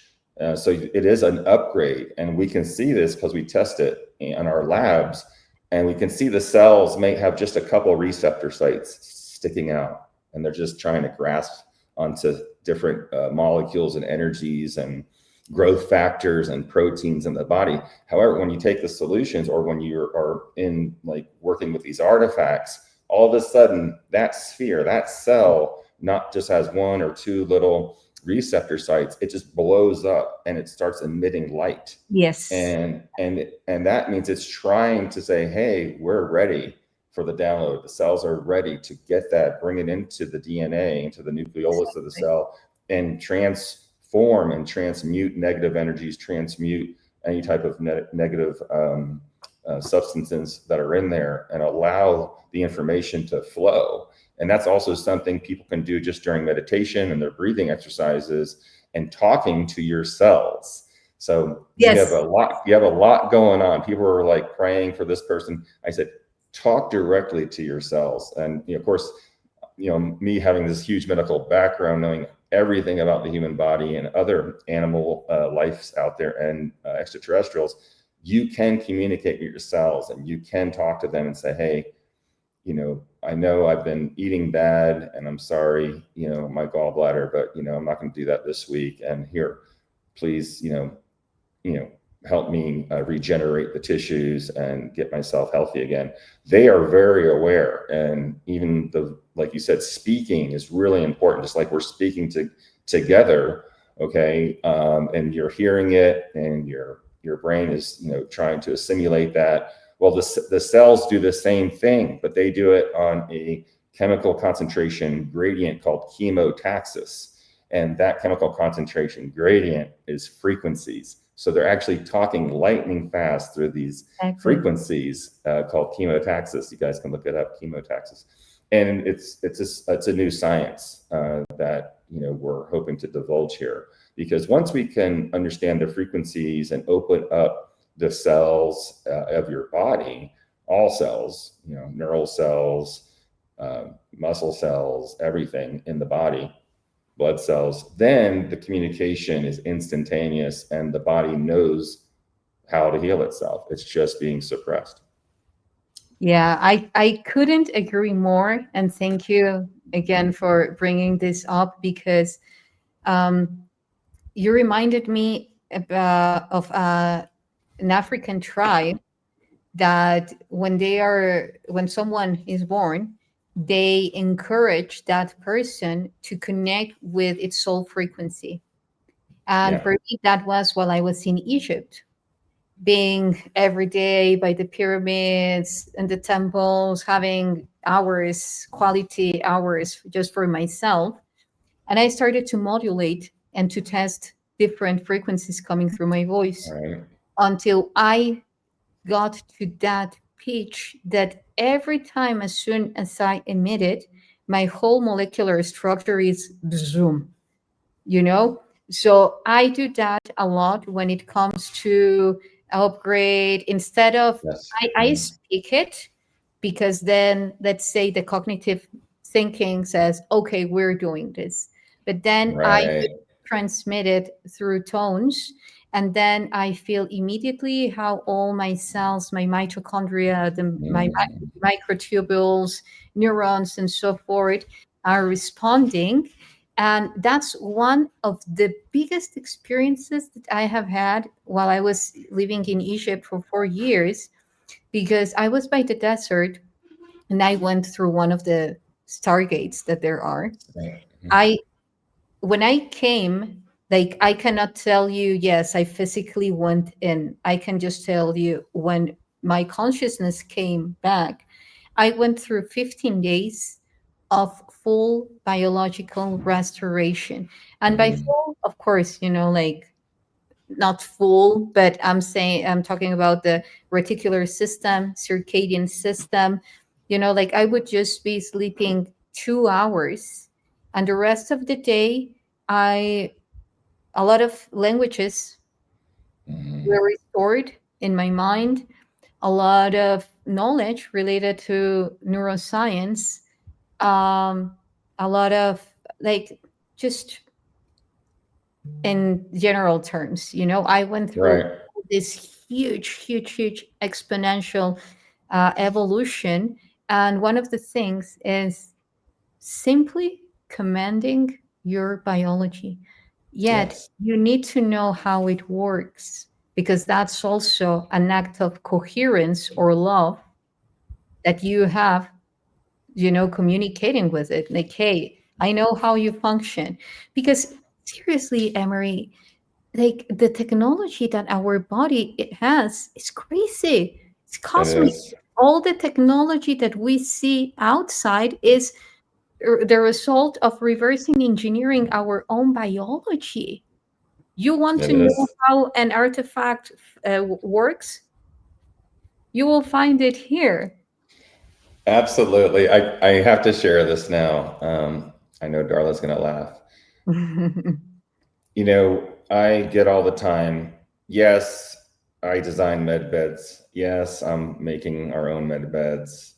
But the secret really lies with what YssaH just said, and that is, you are the med bed. And you have to understand that, and we're going to start doing these and teaching you guys what that means. Because once you realize you're the med bed, you really don't need anything else, because you can transmute, you can regenerate any cell in the body. You can even anti-age it by knowing what things like A2M, alpha-2 macroglobulin, what is that? Okay, I want that frequency. I'm going to put that frequency in it. I'm going to look it up online tonight and see what the heck that is. And then get, like you said, learning about a little bit about the microbiology in this amazing biodiversity skin suit that you're wearing. And I think this is, you know, something moving forward that we're going to be talking more and more of. But you are the med bed. When I'm doing contact work with groups of people under the stars, and they're seeing, like, you know, whatever, spheres and sparkles and this and that, those are craft, but they're also beings. So what you're looking at, you think is, oh, that's a UFO. Well, it's actually probably a person, one person. And it could be an entire civilization and a sparkle that fits on the top of a number 2 pencil, all enfolded into one. So you have to get the size out of your head. You got to get this monkey mind, Cro-Magnon brain that we have to deal with. you know, and really dissect that and understand that you're a multi-dimensional individual. Your cells make up you, and even the pathogens you carry make up you. And sometimes there's a symbiosis, synergistic thing there. But all I'm saying is that in order for you to get the consciousness ascension programming going on, you have to be voicing this to yourself and doing some research on the biology of the human body. Because once you conquer that and start this great communication, that communication allows you to communicate with extraterrestrials. So it's not so much sitting there and which is great. It's also about learning the different types of sounds and the different types of light languages out there and the different types of communication for healing. And our vibration right now, just getting this going, whoever's listening to this, is a message. It is a download. It is a programming. This is something that, you know, has been known for millennia here and is recorded in ancient Sanskrit books. So that's why the monks can form an apple just by a certain harmonic. One of the other things I was going to ask you, there's a lot of questions. I know we're getting there, guys. Is that have you seen the Boogosphere yourself, like move around on its own or levitate? No, I haven't. I know that there are other spheres, as we have also talked about, that are becoming uncloaked for a very specific reason as well. Wow. I have to show this, but these have been popping up on our contact work, and it's interesting because Darla is also finding these unusual spheres, and they're super heavy in our backyard every now and then. And I'm thinking, oh, it's probably just a ball bearing or something, but it's so heavy. I'm just mentioning it because Darla, because everyone's asking because she said something. It's something to be tested. And when you do contact work and you do archaeological work, sometimes you find metallic things. Yes. You don't blow it off. Keep that thing. And that's probably just a melted aluminum can or something. No, you gotta take it serious because that was meant for you. That's a message. And I'm always collecting rocks on the trails and all sorts of fun things, especially when we're on these expeditions. It's like everything to me is so precious. Even though it might look like a rock to someone, you know, it's horrendous when I go through the airport. I'll just let you know that. I know. Well, imagine, you know, this is the dragon egg that I and this came with me from Egypt, from Nabta Playa. I call it the Egyptian Stonehenge, and you will find many of these ones along with other peculiar rock formations that were made. And even there is something very interesting going on there with the gravitational field, because the rocks create groups that create sort of geometries. You won't see randomly the rocks. They are creating a very specific geometry. And even if you walk through those areas, you will feel immediately how the gravitational field is way different. Like if your body was levitating. So this is, and I do agree with Emery. I have so many stories about that as well. You know, when something calls you in, because I ask, hey, are you meant to come with me? And yes. Okay. So, and even when I came from Egypt to Mexico, it was like, okay, I'm ready, you know, like, how am I going to go through the airport with this? You know, it's very heavy. And it was like, no, I'm meant to go with you, you know, connecting with the consciousness of the rock. And the guys saw statues that were, you know, like modern statues. So everything except for the rock, you know. So this is how coherence works. Yeah. You know, you can call it magic, you can call it, but for me, it's the full alignment of being in the right place at the right time, at the right moment, and with the right people. And then, everything aligns and happens coherently. So yes, I'm also a collector of rocks. And Well, I'm hoping next year we're going to come visit you and do an Yes. expedition, and we'll bring some people here online and get the team together and collect a bunch of just rocks. It's just a rock, I tell them. Simple rocks. But no, seriously, now that you were showing that, you reminded me about another story, but then I will deviate from the topic.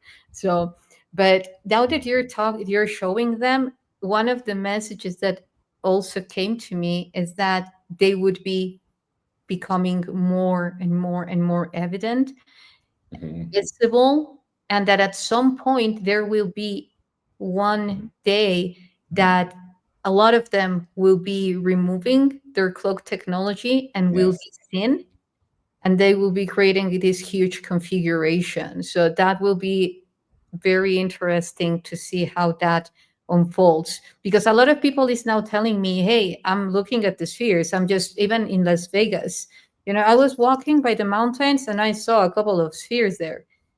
People here in Mexico now, they are recording all of it.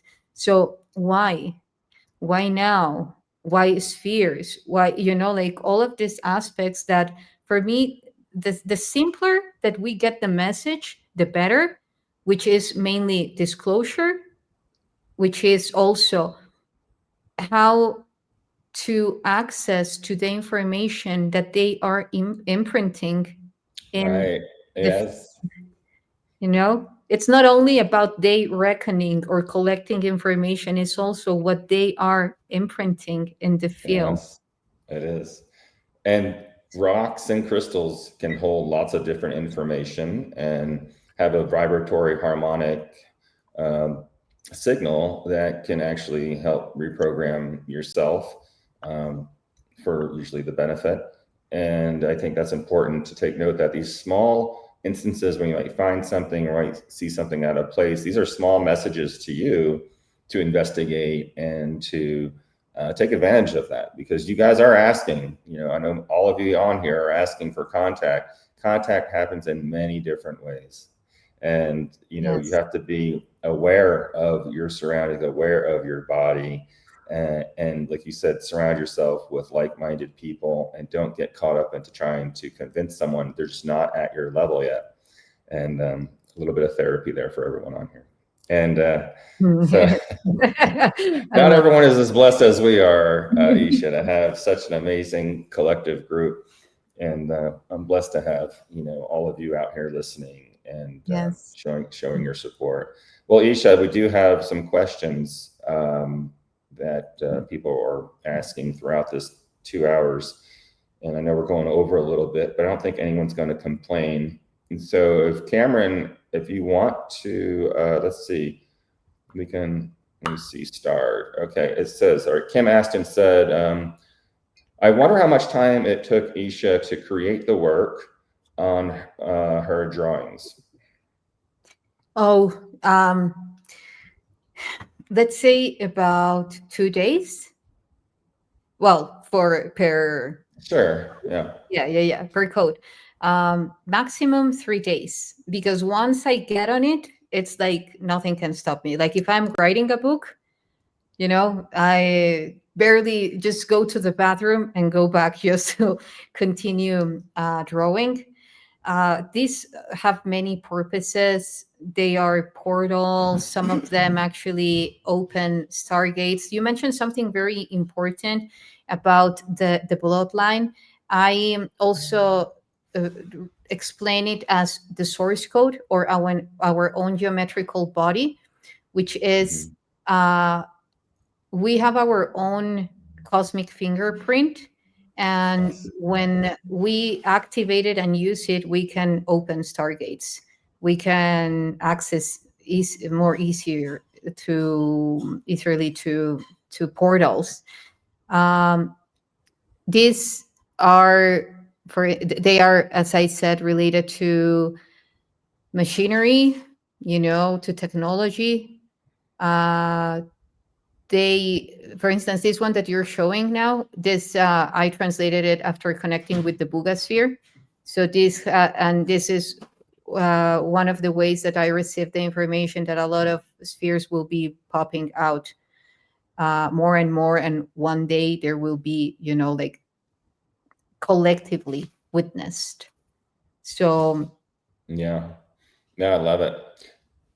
Mike said, are we able to buy copies of these? Oh, yes, sure. Absolutely. I'll get with you on that. We can put it up on my website, and people can, purchase these through online if you want, if you need help with that for exposure. Sure. Yeah, because this is something these are programs, and it'd be good for people to look at this and, have a meditative experience with them. All these are definitely great programs for, uplifting your conscious elevation there. All right. Kim says, are these translated from spiritual beings? Yes, they are. It goes at many levels. For instance, one of the first one that Emery showed is after a connection with an inner earth city in Sinai. So it's explaining how to access to a very specific network of, I'm sorry, the webpage is still on process, but there are the courses there that you can actually access. You can write me to my email. I really, right now, the courses online that I'm facilitating are very limited because fortunately, and I'm very honored, I've been asked constantly to go into presentations, into conferences, and other exciting projects coming up. So if you really want to have an online course, well, know that it's how can I put it in words to be accurate? That it's not currently what I'm focusing in. So, but I will be willing to open it for you guys. This is what I'm. Fantastic. What's a good email they can reach you at? And we can post it in the link below, Cameron. And also make sure you post in the link below her website. So what is a good contact, YssaH, that people can reach out to you via email? Sure. Here is I'm writing it into the chat. Yeah, you can type it out. Yeah. Sure. That's great. Oh, there it is. Yeah. Okay. Oh, no, that's the website, but my email is this one. One of the. Uh-oh, we lost somebody.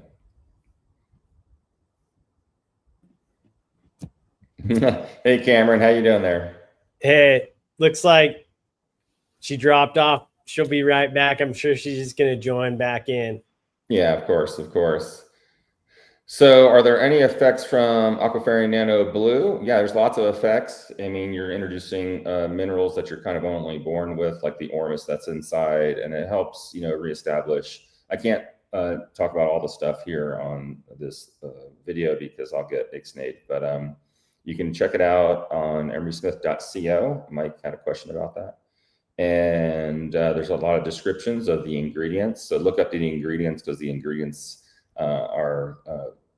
the vast ingredients are included in that. You can see all the different types of now it was my turn, Emery. Definitions. It was my turn. Yeah, where'd you go? Wow, you dematerialized. At least you rematerialized. That's fantastic. Yeah. I'm telling you, they don't want us talking about this stuff. I know, right? But here we are. This is inevitable, Emery. This is inevitable. Yeah, it's coming no matter what. So. Yes. But then again, I was saying about for instance, the cosmic fingerprint and the art, the codes. Yeah. So one of the other things that I do now, this is one of my strongest soul mission, is that I translate source codes the cosmic fingerprint. Yeah. Because then the way that I activate it is even at going holographically onto a molecular level, where every molecule is a reflection of your source code, and then accessing to the cymatics of your own signature, of your own geometry, providing that to it so that you can listen to that frequency that is going to be generating the cymatics in your biology, aligned to your own geometry. So that has been exponential for me. Like, I've translated over 200 source codes so far, and every person that I have had the honor to translate it to them, they have an immediate and exponential evolution. It's impressive. Like, their life, boom. It is. Yes. I'll even tell a little story that was linked to you that, you know, I didn't know, you didn't know, but there was something that was leaked when the Boogosphere like first came out. Like, this is a long time ago. And these people were, I was having people that didn't know each other on the team sending me this reading description and the breakdown of this code for the Boogosphere. And I was like, wow. And of course it says unknown, like no one knows who wrote this, da, da, da, da. And of course, come to find out, it was YssaH that wrote the source code on the Booga that was circulating to some of the top scientists in the world.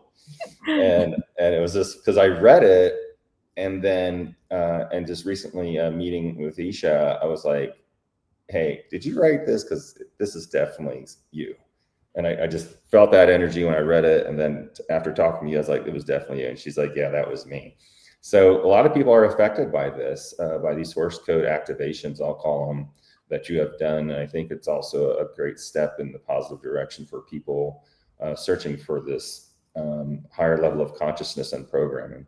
And it's safe because, you know, it's done with the heart. And that's the most important thing. It's not an ego thing at all, and it's really beautiful. So yeah, well, all right, next about yours. Thank you for everything that you're doing, Emery. Like, seriously, it's remarkable.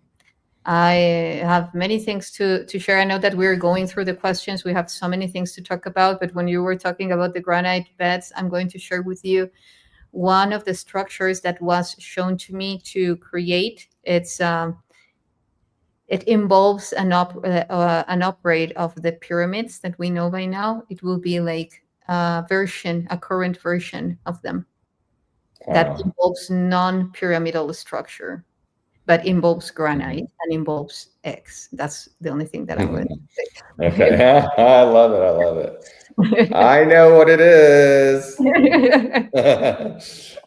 Okay, we'll get back here. Kim asked I wonder how old the book was. What book? I'm not sure about that. Were you talking about a book? Okay. I don't know. Oh, the book, because you were not, that's the time that you couldn't join in the call. The book, we haven't run tests on it. As soon as we do the lab tests, I will be publishing that. But for now, there have been similar books found.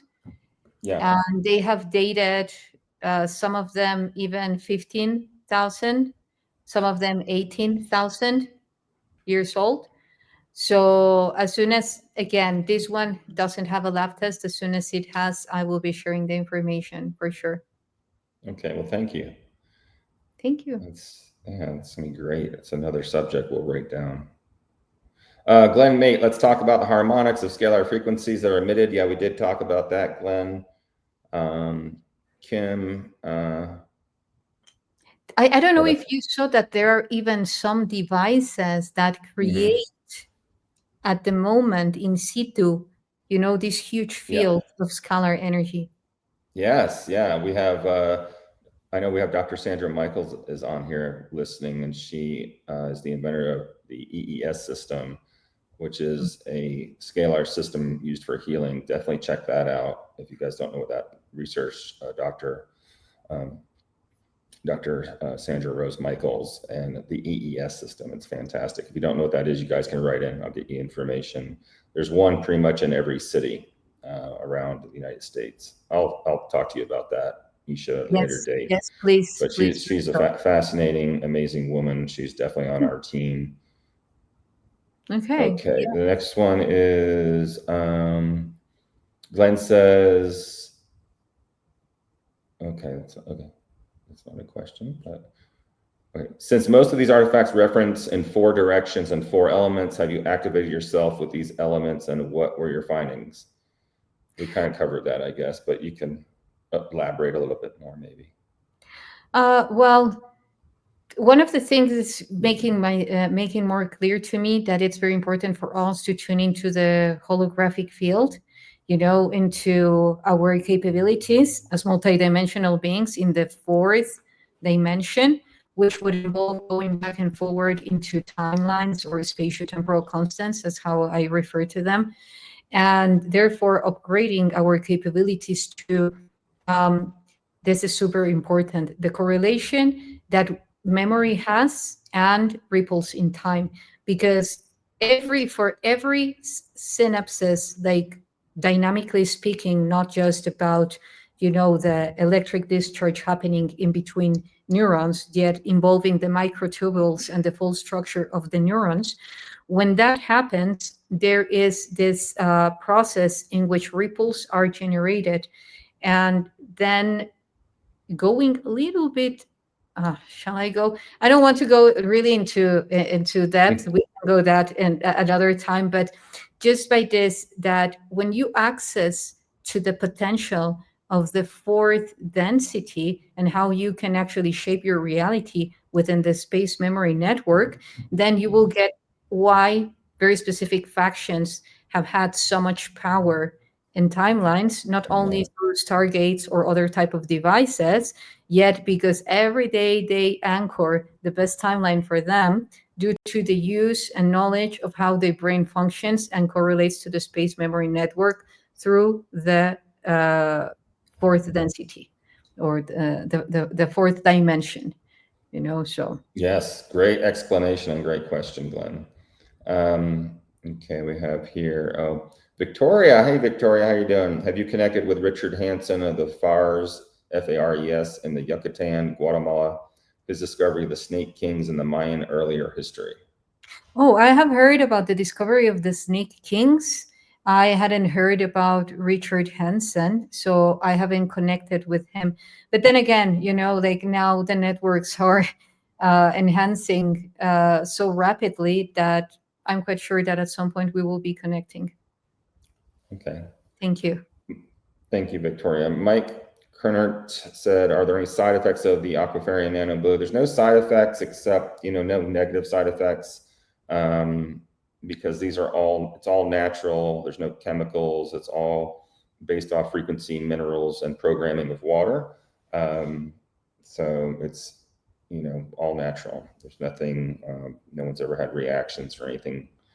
It's like saying, when we do stem cell infusions, we're using your own stem cells. So there's no cross-contamination with that. Same thing goes with this. This is basically made from the oceans and the earth, of elements that are synergistically symbiotic, put together and energized using lightning from 65 million years ago.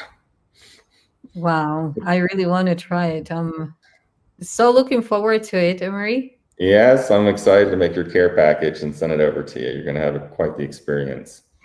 Yes. Glenn Mate. Hey, Glenn, again. Solar flares are reactivating the pyramids across the planet. I agree with that.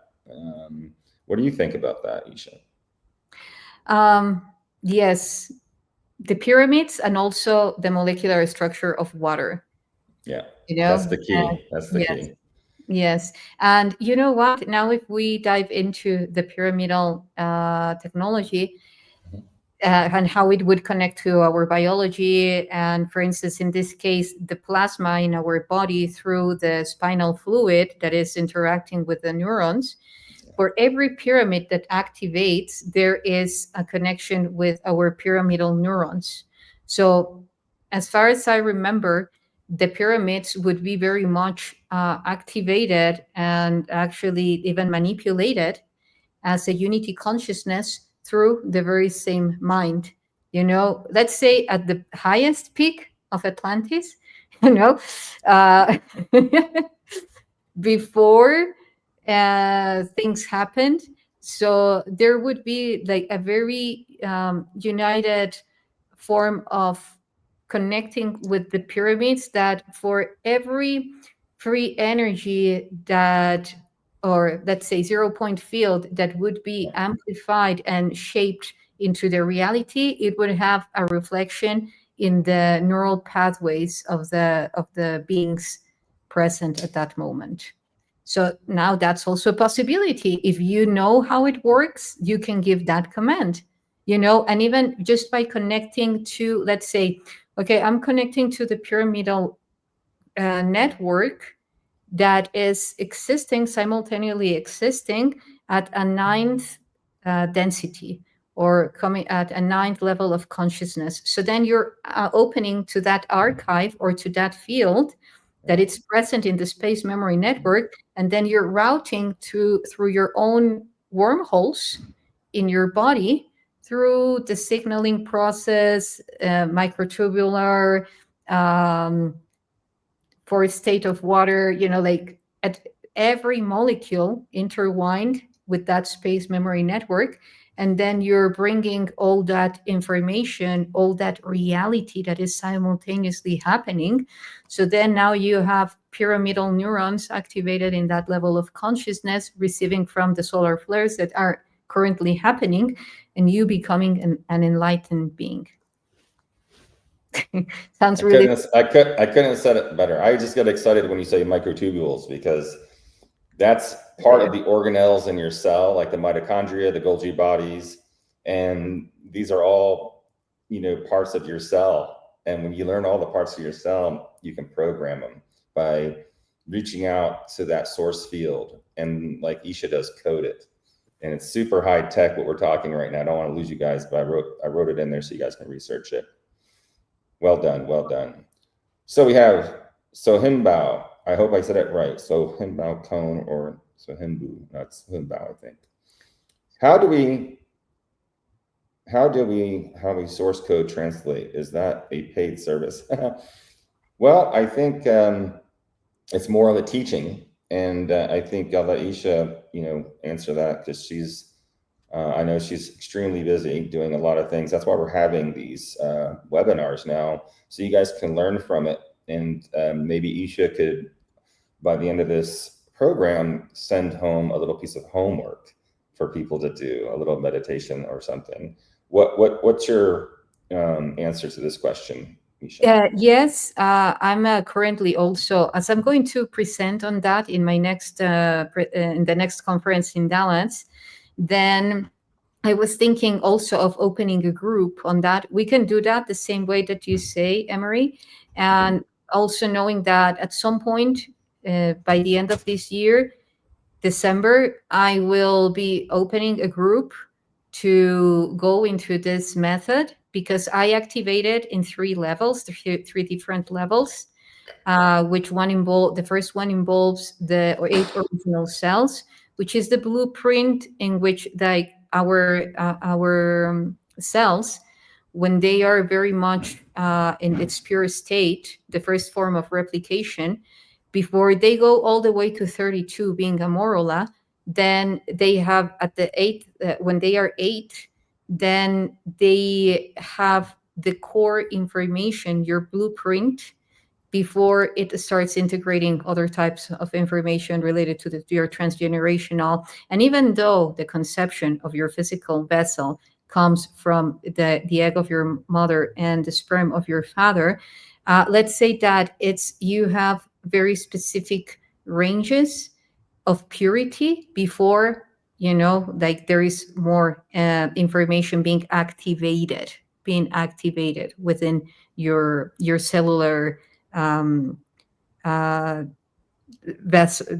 scheme, So when you tune into those 8 original cells, you can mainly localize them in your sacral, and then goes a very specific activation that involves the type of technology that we can see, used by the Sumerians when they are showing the bracelet.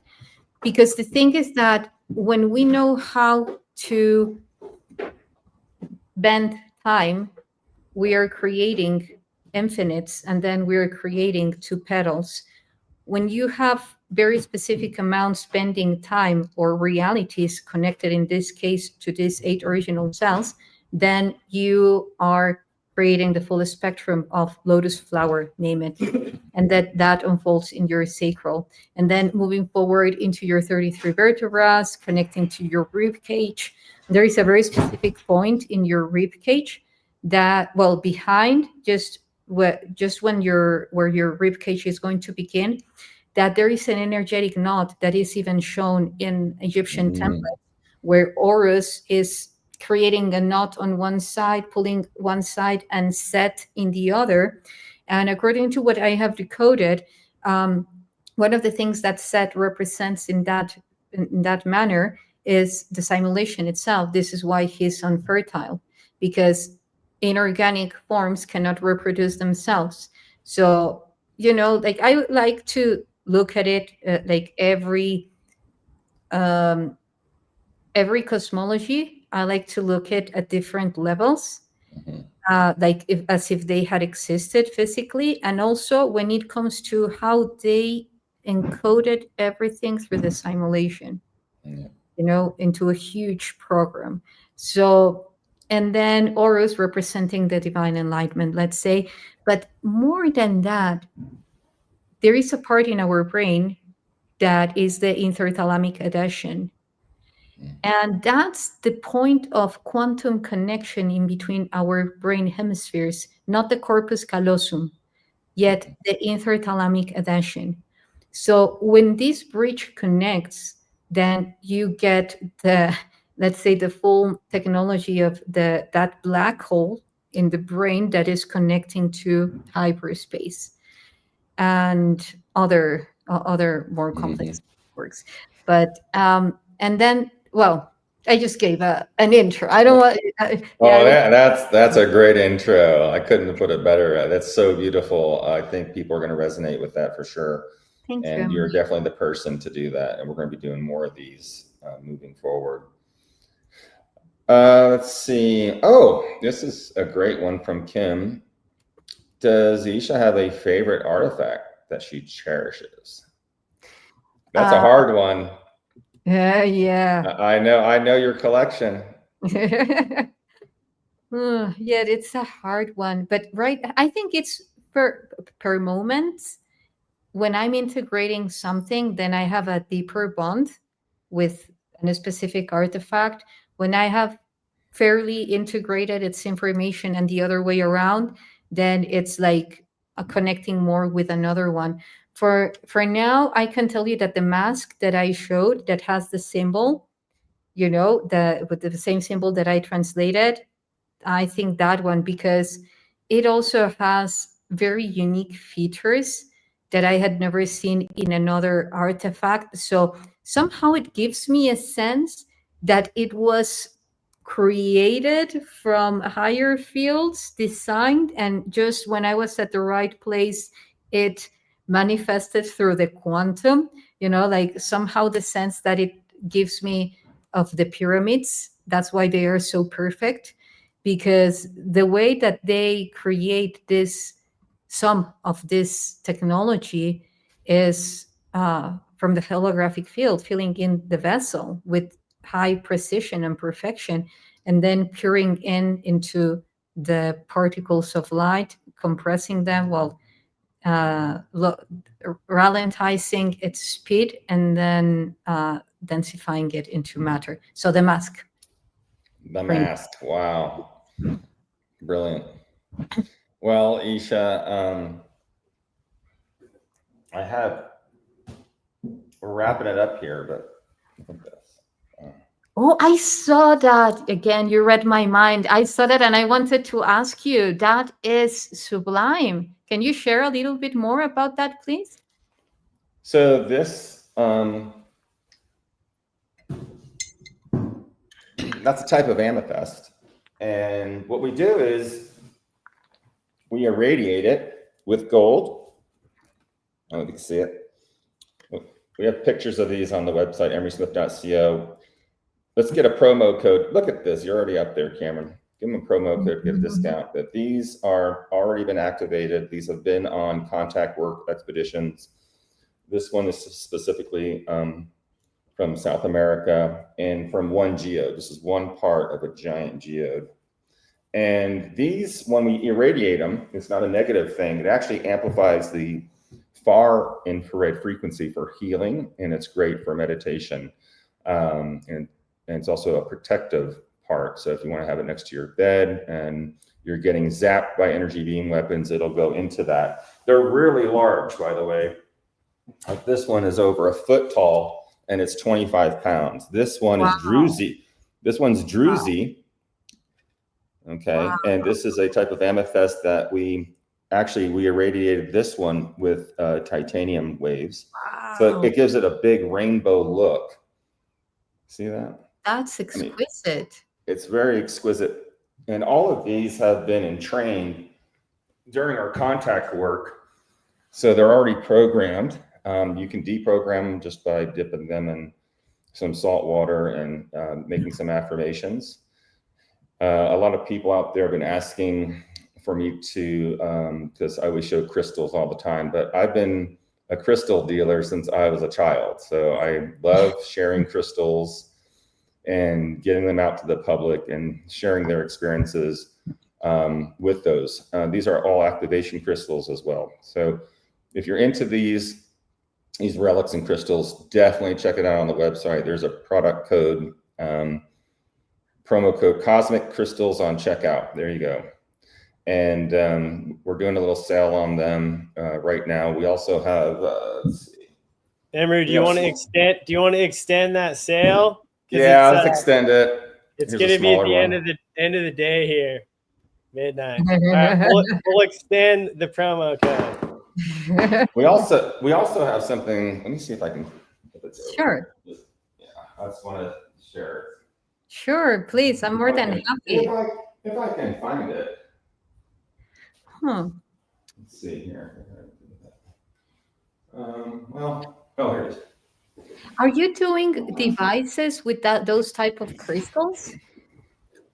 This is so rare, and it's selenite, right? Yep, it's all hand carved. Look at that. Wow. A lot of imperfections, but that's what makes it unique. Yes. Selenite is super powerful. Yes. I know you know all about the selenite mines down there in Mexico. I was going to go there. I went physically, like knocking at the door. But then they closed it. They closed it up to the public, but I have an in on there. So I'm thinking when I come down there to visit, we'll get a group of us and go walk them. Oh my God! People were really damaging it, and you have to dress out now, so we're not contaminating the crystals. Yeah. But these are great for for meditation. Super portable. We travel with them all the time. I have just a few left. They're really hard to get. Merkabas are really hard to get in any crystal, and this is really large. I mean, you can see. I have a very large hand. Gorgeous. Yeah. Wow. So beautiful.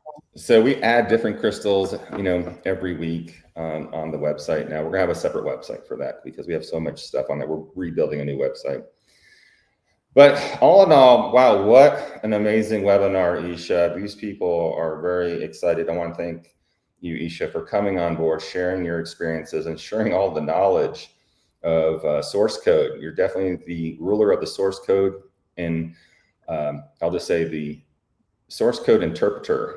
And I think it's fantastic. Thank you. That you're doing all this stuff. And then we have Rion from Team Light, amazing guy. He does make some amazing organites. I always give him a beautiful plug. I love his stuff. And I designed that. It's named the Torch, but I designed it based on the James Webb Telescope. So it's like making it a vessel, duplifying it, and then you have a spaceship. So it can have, whether if it's tetra, it's a tetraicosahedral structure or hexaicosahedral structure, depending if you see rhomboids or triangles. Then you have 7 above, 7 below, and then you have 12 triangles or 6 rhomboids. And the purpose of this one is, there are so many things. I've tuned into the nature and the power of the turtle shell. If we go into Mayan cosmology, we will see that the algorithms of the very same turtle shell is embedding the Mayan calendar algorithms, which are 13 and 14 in this case, even though it's 1320, but they are very much they have a lot of codes related to the 13 and the 14.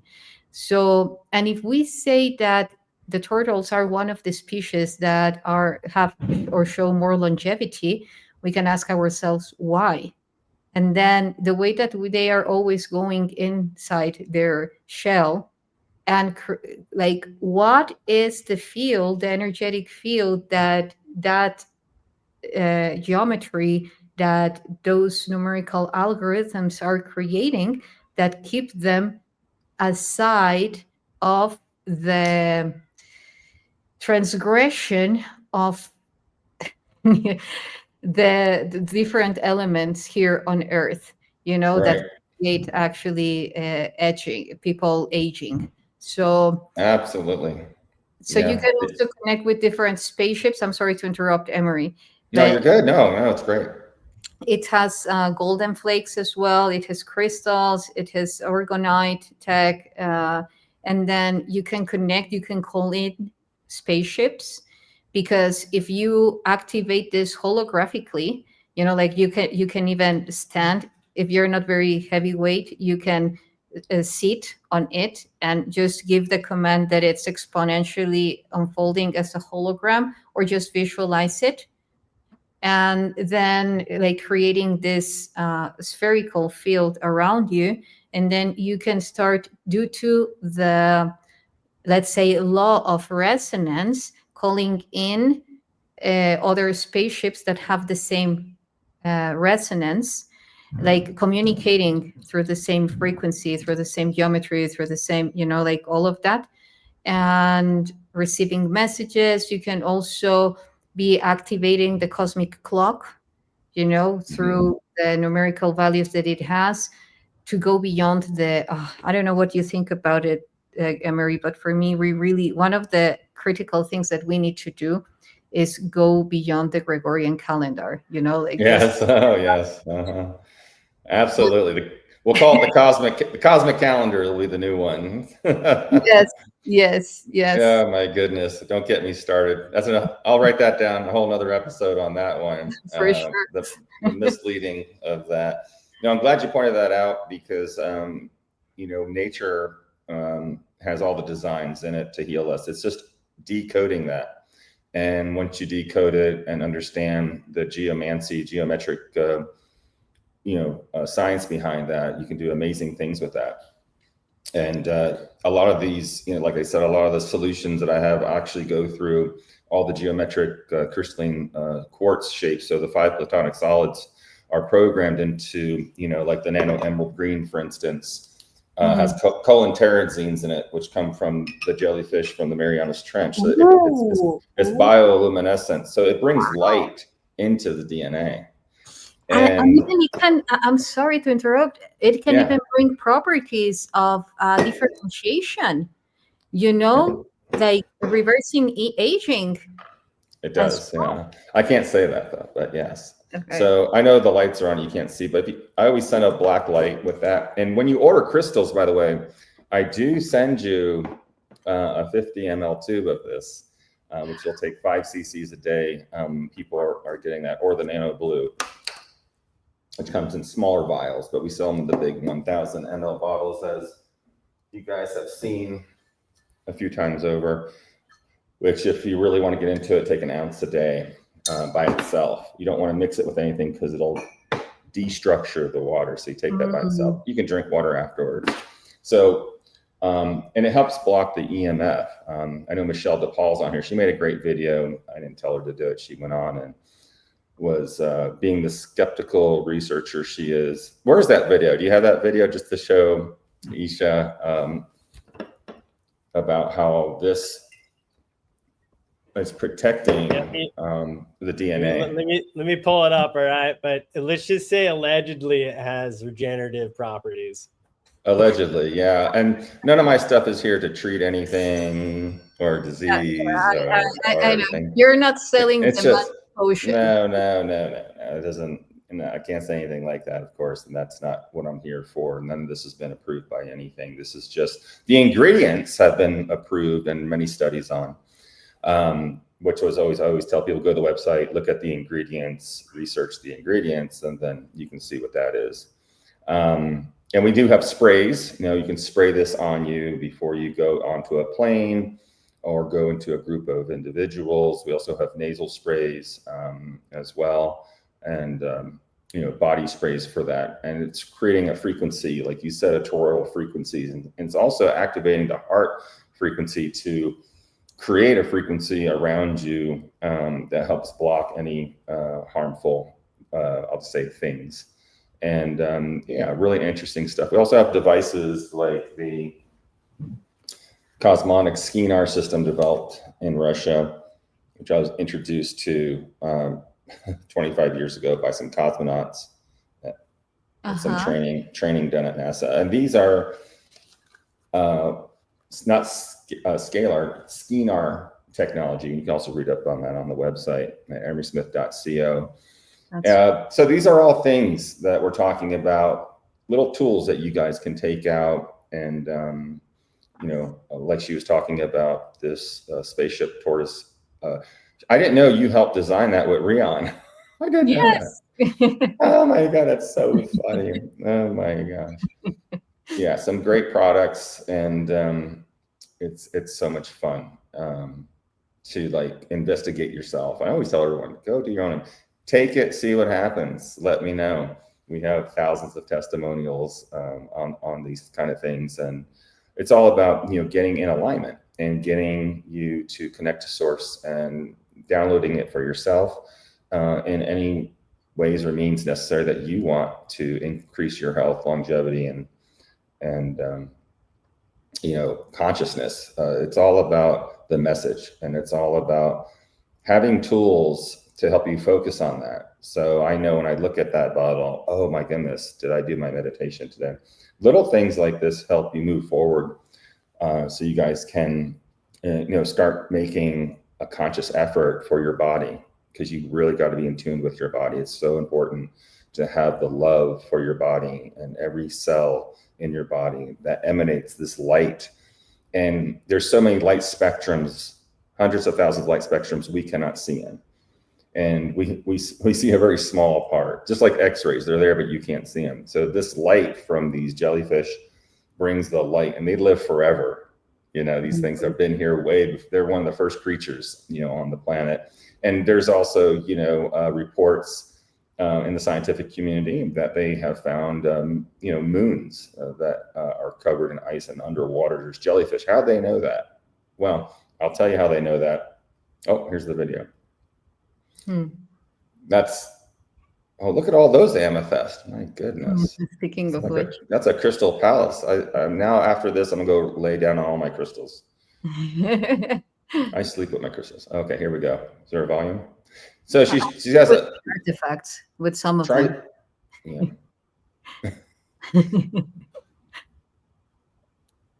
don't know if there's a volume. Can you hear that? I can't, but I can explain it. She's testing her Wi-Fi. She's doing her Wi-Fi router, and of course, it's like over 3 milligauss, which is like cancer causing. Wow! How tragic this is. That, you know, frequencies can come through now, radio frequencies and Wi-Fi into your home, and you can be programmed. Yes. Mind control psionics. Now she puts the nano emerald green, and it goes 0. Wow! So imagine what it's doing in your body. Is what I'm getting at. Yeah, boom. So her husband was like, oh my goodness, that's just because it's water and whatever. And so she also grabbed something else. I know she grabbed a crystal and she grabbed something else to compare it, like what else is going on. And so she got her tri-field meter, which is the best tri-field meter in the world, made by Alpha Labs. And she put the nano blue. Nano blue also blocked it. Wow. And allegedly. So, allegedly, yeah, we don't know for sure. It could be a faulty unit. Yeah. Yeah, it could be just some other thing. I tried uploading this video on YouTube and they took it down twice. Oh, they did? Probably good there's no audio. Yeah, no audio. Yeah, and then so we really don't know what we're looking at here, everyone. Oh, I love this. Quartz crystal sphere. Look at this. Oh, brilliant. I love that piece.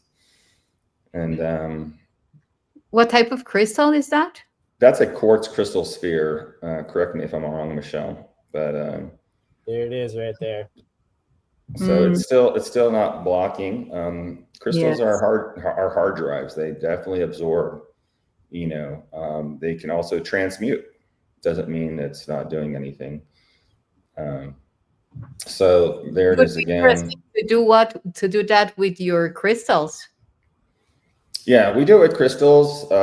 You know, I've never done it with any of the artifacts, by the way. That's why I'm really excited about testing the programming. Water. The water. That's just going to be astounding. You know, imagine going into a granite tub with the artifacts. What would happen to the body? Yes. I mean, I don't have a bathtub. Otherwise, I would have already done that. Believe me. Right. You know, if I sleep with them, I would definitely go in a bathtub, you know, and that will also promote, you know, a type of exchange, even if it's not drinking the water, you know, but I've thought about it for sure. So Michelle said that was smoky quartz, Yssa. Okay, thank you, Michelle. Thank you. Well, like I said, thank you guys, everyone. Be sure to check us out on Cosmic Disclosure on GAIA TV. Sign up on emerysmith.co. And definitely sign up on our Facebook page, Cosmic Disclosure Alliance. And I don't know if Isha's on that yet or not, but check it out. Yeah, you're on there. Great. That's how I met you. Look at this guy. Yeah. Yeah. We did one recently. I think I sent you the video. And we went out and did some contact work, Cameron and I and Darla and the two dragons. And we had the sphere come around. It circled us 3 or 4 times and connected with us. It was really an amazing event. And we have that on video. We were using a high 8-level spectrum special classified night vision scope, which picked it up. You couldn't see it with the naked eye, but with the scope, we videoed it. And I'll have. You mentioned it, but you didn't share it. No, I didn't. No. Well, we could. You could play the sphere video if you want, Cameron. Yeah, it's right here, ready to go. You want to see it? You want to see it, Isha? Yes, of course. Yeah, this was just the other day. I mean, just we see spheres all day in Las Vegas. Yeah, it's right where you were at by Red Rock on the other side there. Yeah, we see the spheres all the time. So it's not like a big. Here we go.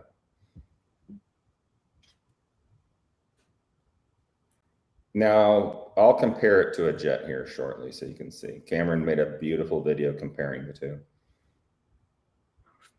Wow. And we have tracking devices that look in the atmosphere and it tracks any movement. And it shows us, hey, look at this. This is a silhouette of a plane. This was completely round.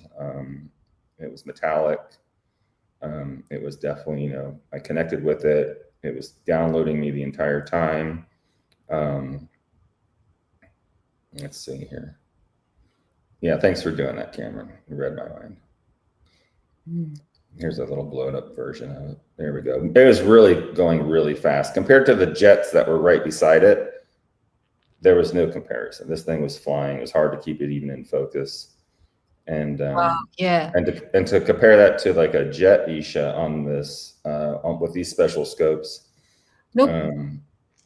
I'll show you in a second. He's going to get to it here. Yeah, because it's also like. Oh, I don't know if this is the one. Is this the one, Cameron? With the here it is. Yep, it is.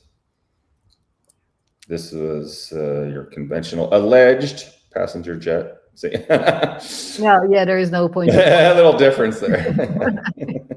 Yeah. Although I'm quite sure that there will be some people that will still say, no, it's a jet. Oh, of course. But this is the tracking device. Look at the tracker. The tracker's all over it. And so we have some really high-tech stuff that we bring out. Oh, wow. Look at that. And do you do excursions there? You know, like I do excursions once a year. I'm having one come up in November, but it's connected with my medical VIP event that I do. But you have to write in for it. I don't advertise about it. But next year I'm going to hold one. We're going to be putting one together, and we'll have a really big event. And you're definitely on the red carpet list for that. Come visit. And that'll be an exciting time. We'll bring some of the relics. Yes, of course. Do some activations, and the team will all be there, and everyone on here. Okay, well, thank you so much, YssaH. I know we went over. I hope we didn't go too much, a little bit, 45 minutes over. Thank you so much, YssaH. Well, thank you. It was hard not to, so thank you. You're very welcome. It was great having you. I think everyone resonated. And thank you, Cameron, for putting this on and getting it all aligned. It's quite the event to do. And the behind the scenes, he spends countless hours and he makes it all possible. So thank you, Cameron. Yes, thank you, Cameron. Yeah. You're amazing. I want to love you guys, and I love everyone out there watching.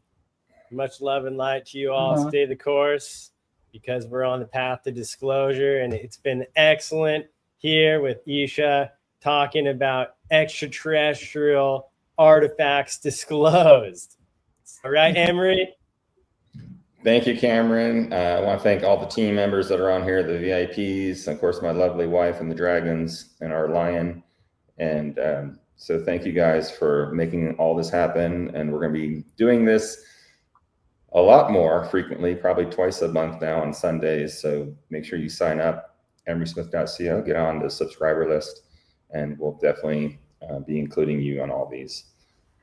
Emery's out. Till next time, much love, much peace. Treat everyone as you want to be treated out there, and you'll go really far. Love you guys. Love you. Thank you. Yeah. Hey, thank you for coming on, Emery. What a great show today. Again, thanks to everyone. Stay the course. If you can, if you're interested, check out Facebook group Cosmic Disclosure Alliance. There's around 3,000 members on there. Also, Cosmic Television Network on YouTube. We'll be posting this video and all the other video podcasts. And also, just stay tuned. Go to emerysmith.co for any of the allegedly regenerative technology and products there.